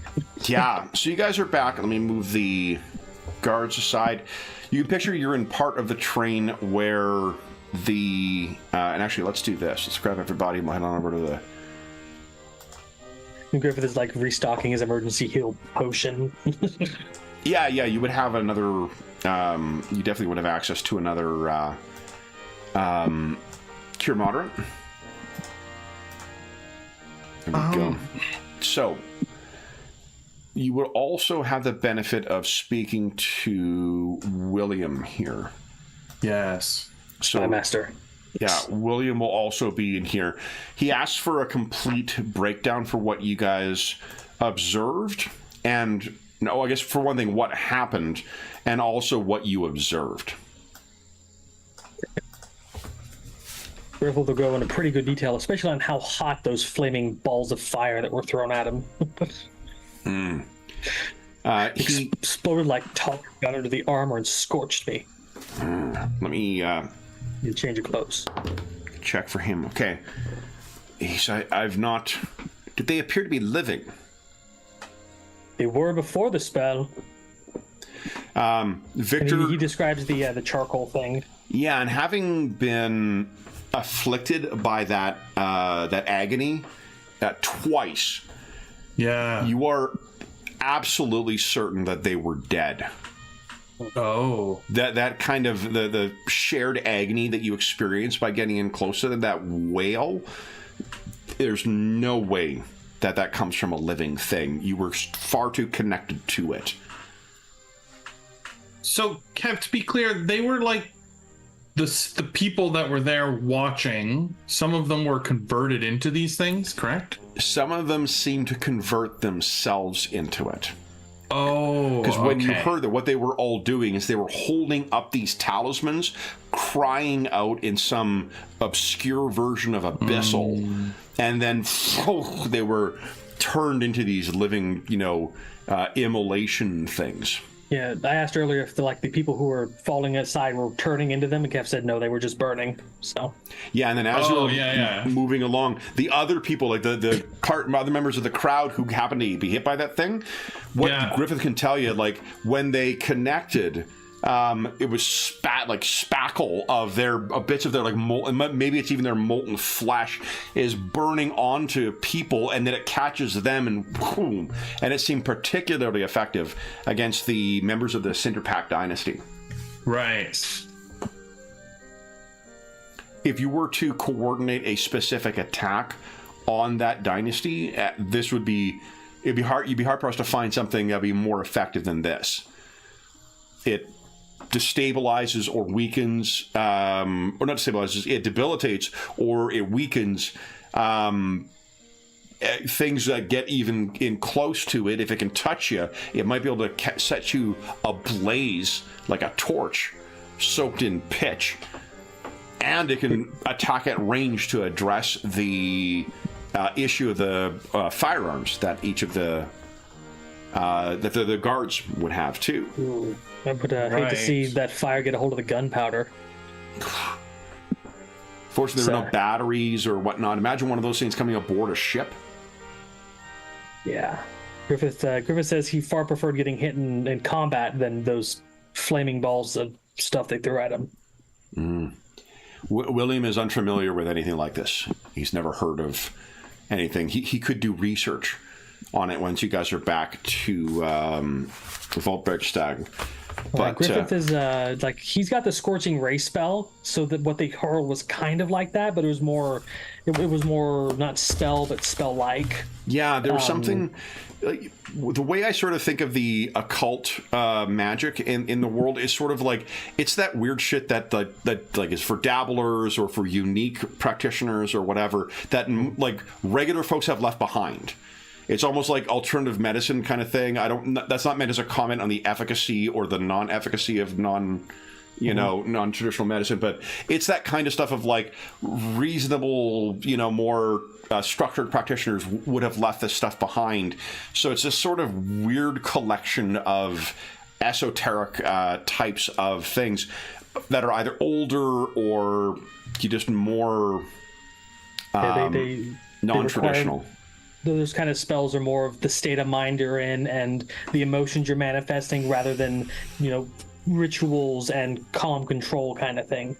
So kind of, yeah. It's that for some of the practitioners, but others it's a matter of like pastiche of they're just like they're cobbling together shit that probably shouldn't work together but somehow does.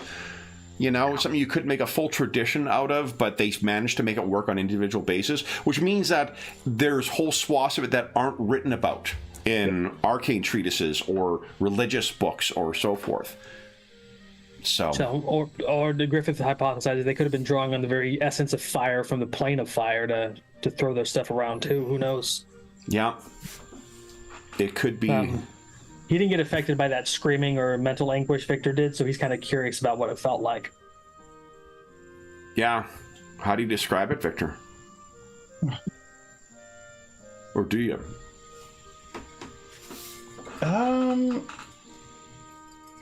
It's like having my soul knocked out of my body.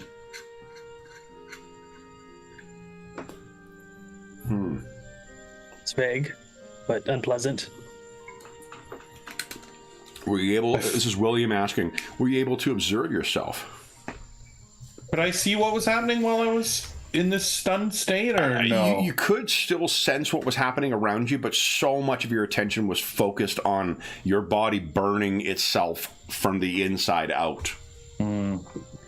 So I would say, barely. And what of this? The Crown Prince mentioned there was a Minotaur?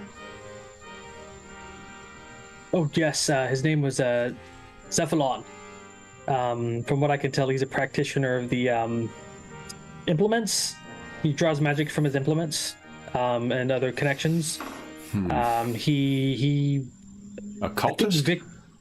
Something like that. Well, what he meant was a cultist, like a member of a cult. Oh, no.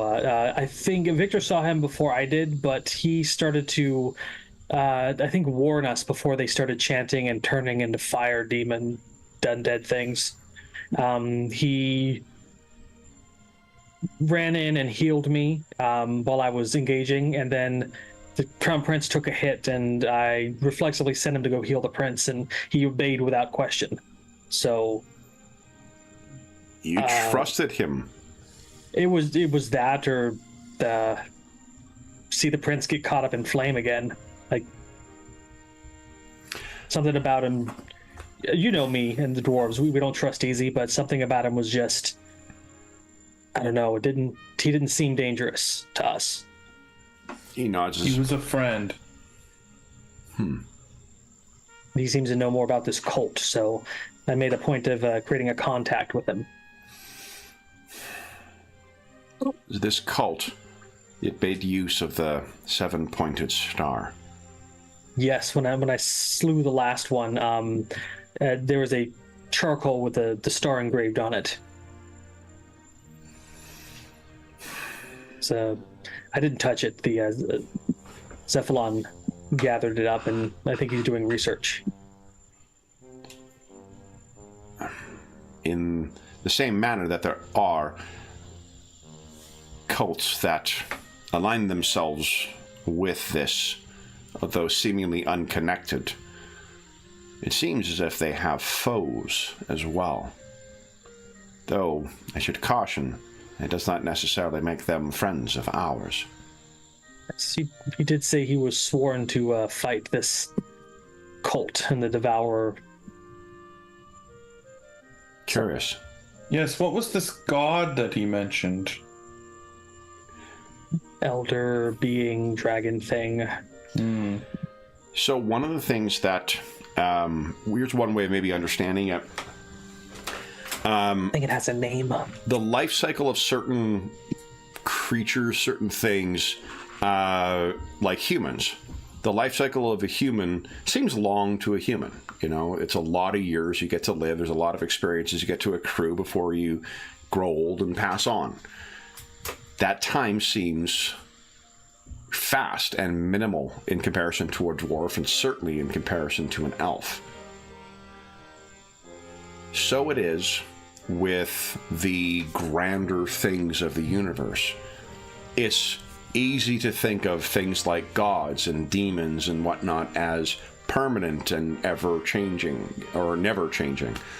But that's an illusion, in the same way that what seems long to a human would seem an illusion to an elf. Elves can spend a human lifetime pursuing, one craft, one interest. So it is amongst gods, demons, and elder things.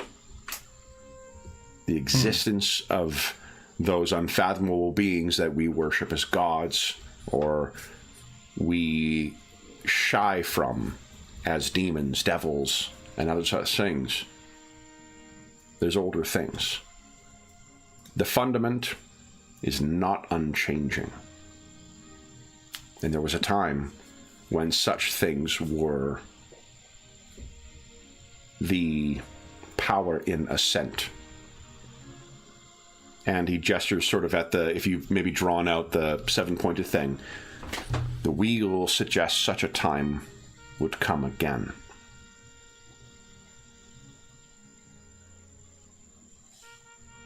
But for today does not seem to be that day, for you have triumphed over these things.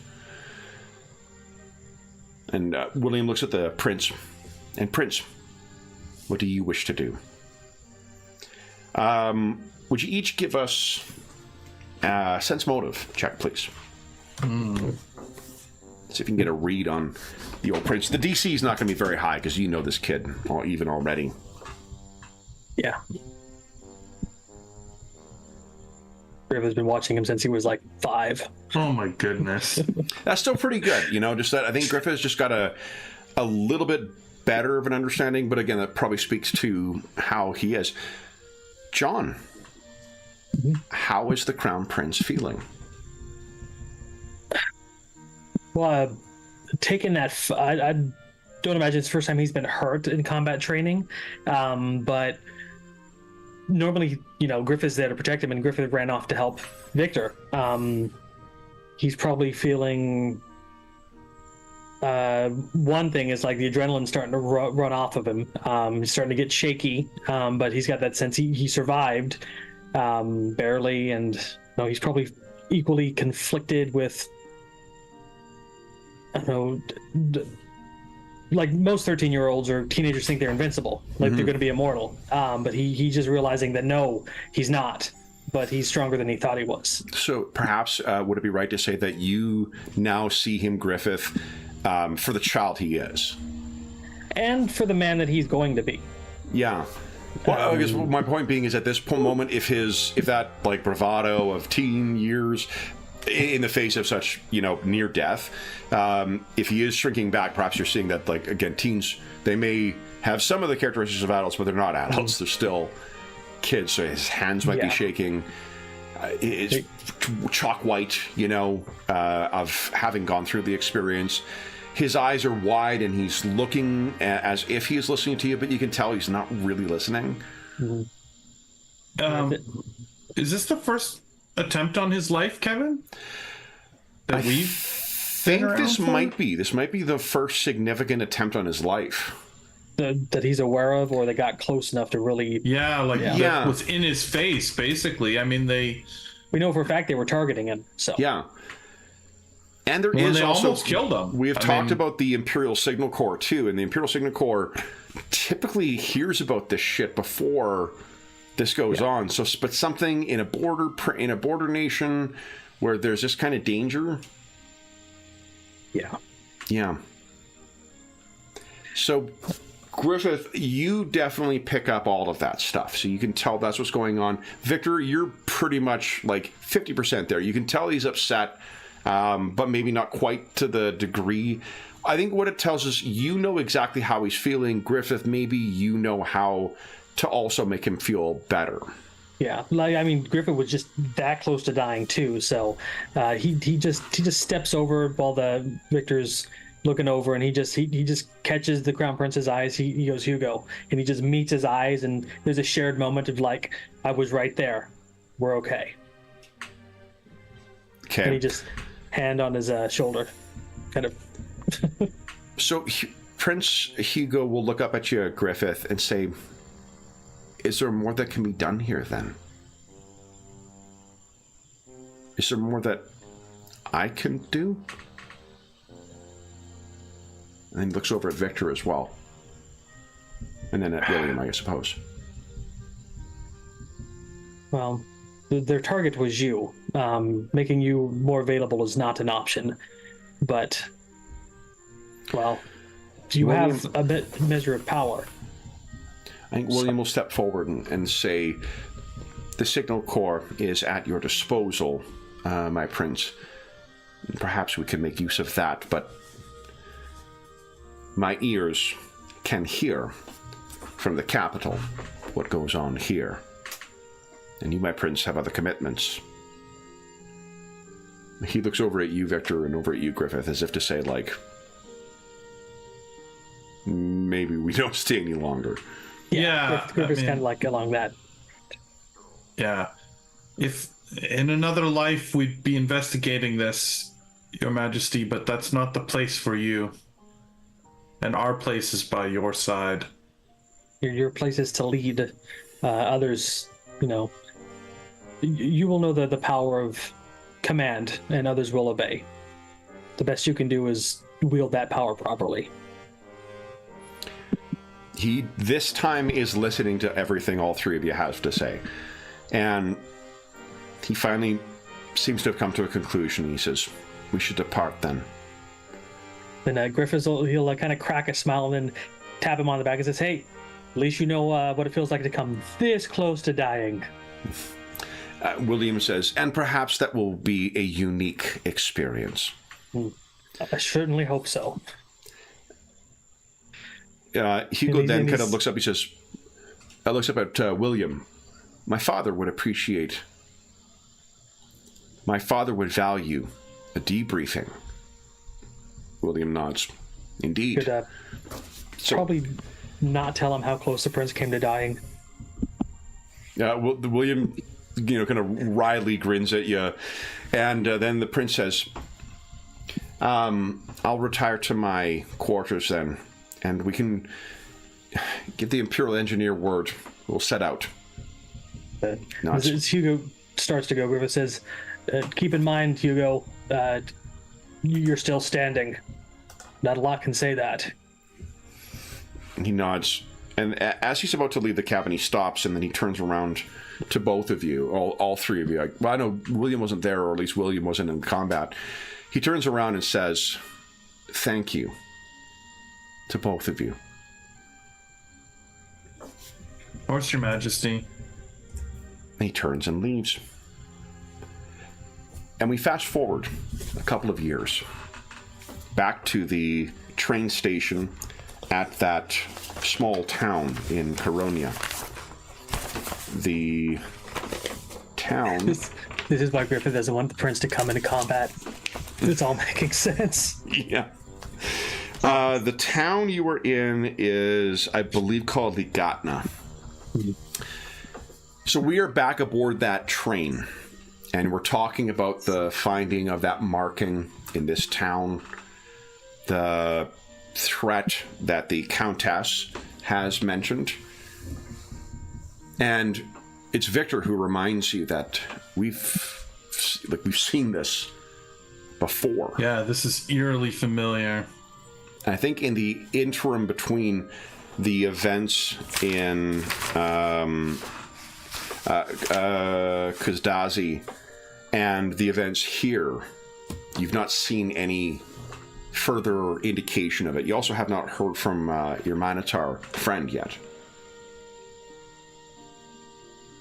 So, we'll pick up back on the train there. Victor, you've reminded Griffith those. You guys remember now the, whatever investigation that William got into, or got the Signal Corps into afterwards, it did not turn up anything further. It seemed to be a localized cult that was at a base in a...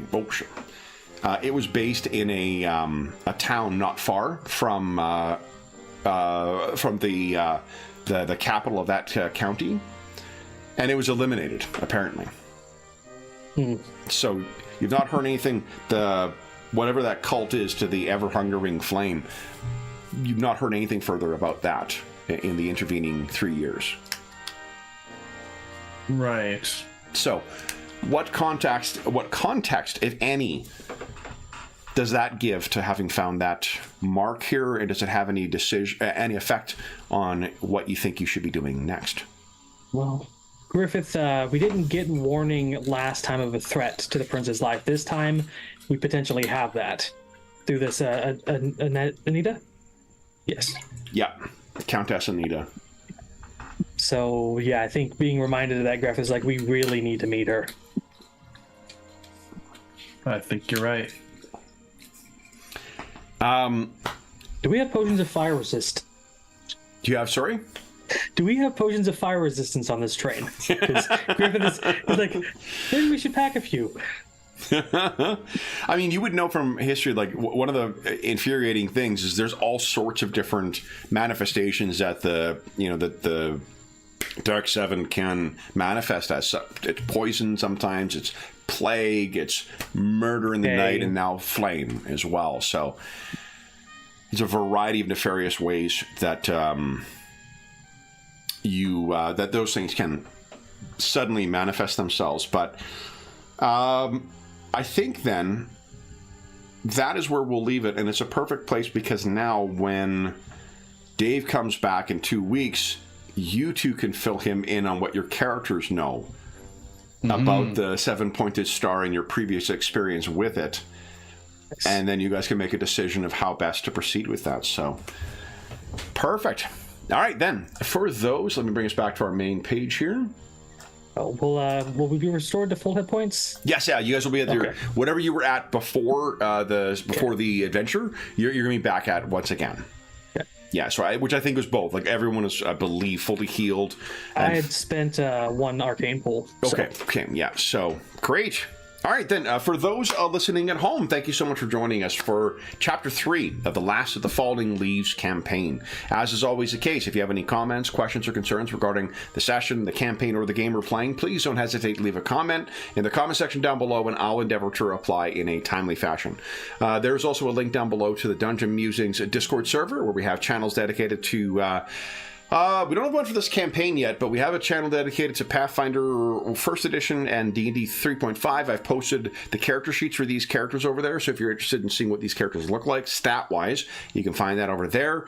There's also channels dedicated to most of the other games we run on the channel, most of the campaigns we have ongoing, as well as a bunch of other things like finding a group or GM discussion or whatever, general chat. There's a great community that has built up over the years over there, and you are more than welcome to join us.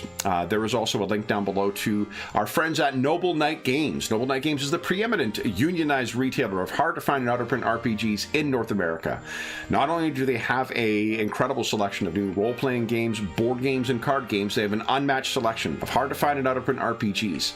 If they do not have something in stock in their extensive catalog, then you can put it on a want list, and they'll send you an email when it comes in. And if you make a purchase of $10 or more through their website, be sure to enter the code Muser Mashup, all caps, all one word, and you'll save yourself 10% on your purchase. The links to that are down below. The description for the discount code is also down below. That'll change in the end of September 2024. So if you're listening to this after that time, come back to one of our more recent videos and you'll find what the current discount code is there. There's also a link down below to something called Heroes Save Villages. That is the charity fundraising campaign we run on the channel. It benefits the SOS Children's Villages International Charity, a really incredible organization, active in over 130 countries, benefiting over 80,000 orphaned and abandoned children. All donations through that link go directly to them. None of it goes to the channel or any other middleman. It just goes to benefit the kids who are serviced by SOS Children's Villages International. And as a small way of saying thank you, if you made a donation of $25 or more since January 1st, head on over to the Charity Initiatives channel and the Dungeon Musings Discord server. Again, the link to that's down below. And cast your vote for the next of our mashup sessions. From now to the end of the year, we're going to be running a series of mashup sessions, taking classic modules or campaigns and running them with games they are not designed to be run with. So we currently have voting going on for the classic Call of Cthulhu campaign, Masks of Nyarlathotep. So if you are interested in casting your vote for one of the 4 games that we have on offer, head on over there, cast your vote for that, and then shortly thereafter we'll be opening up voting for what kind of characters we're going to be playing once we've determined the game, and then there will be 3 more mashup sessions afterwards that you'll be able to vote on for the combination of module and game and what kind of heroes we're playing. The last thing I will say is an enormous thank you to our stalwart heroes. So, Jeffrey and John, thank you so much for playing tonight. This has been another really, really fun session to see the world getting fleshed out and these characters getting fleshed out more. So thank you very, very much for playing tonight. It was a blast. It was awesome. Excellent. Then we'll be back in the Grindlehaus Empire and to see about this mysterious threat that's been reported by the Countess. But until then, we hope that we gave you a few hours to take your mind off the troubles of our world and think about the troubles that our servants or our heroes in service to the Grindlehaus Empire are undertaking as part of their, well, duties. And until we see you again, stay safe, stay healthy, and happy gaming.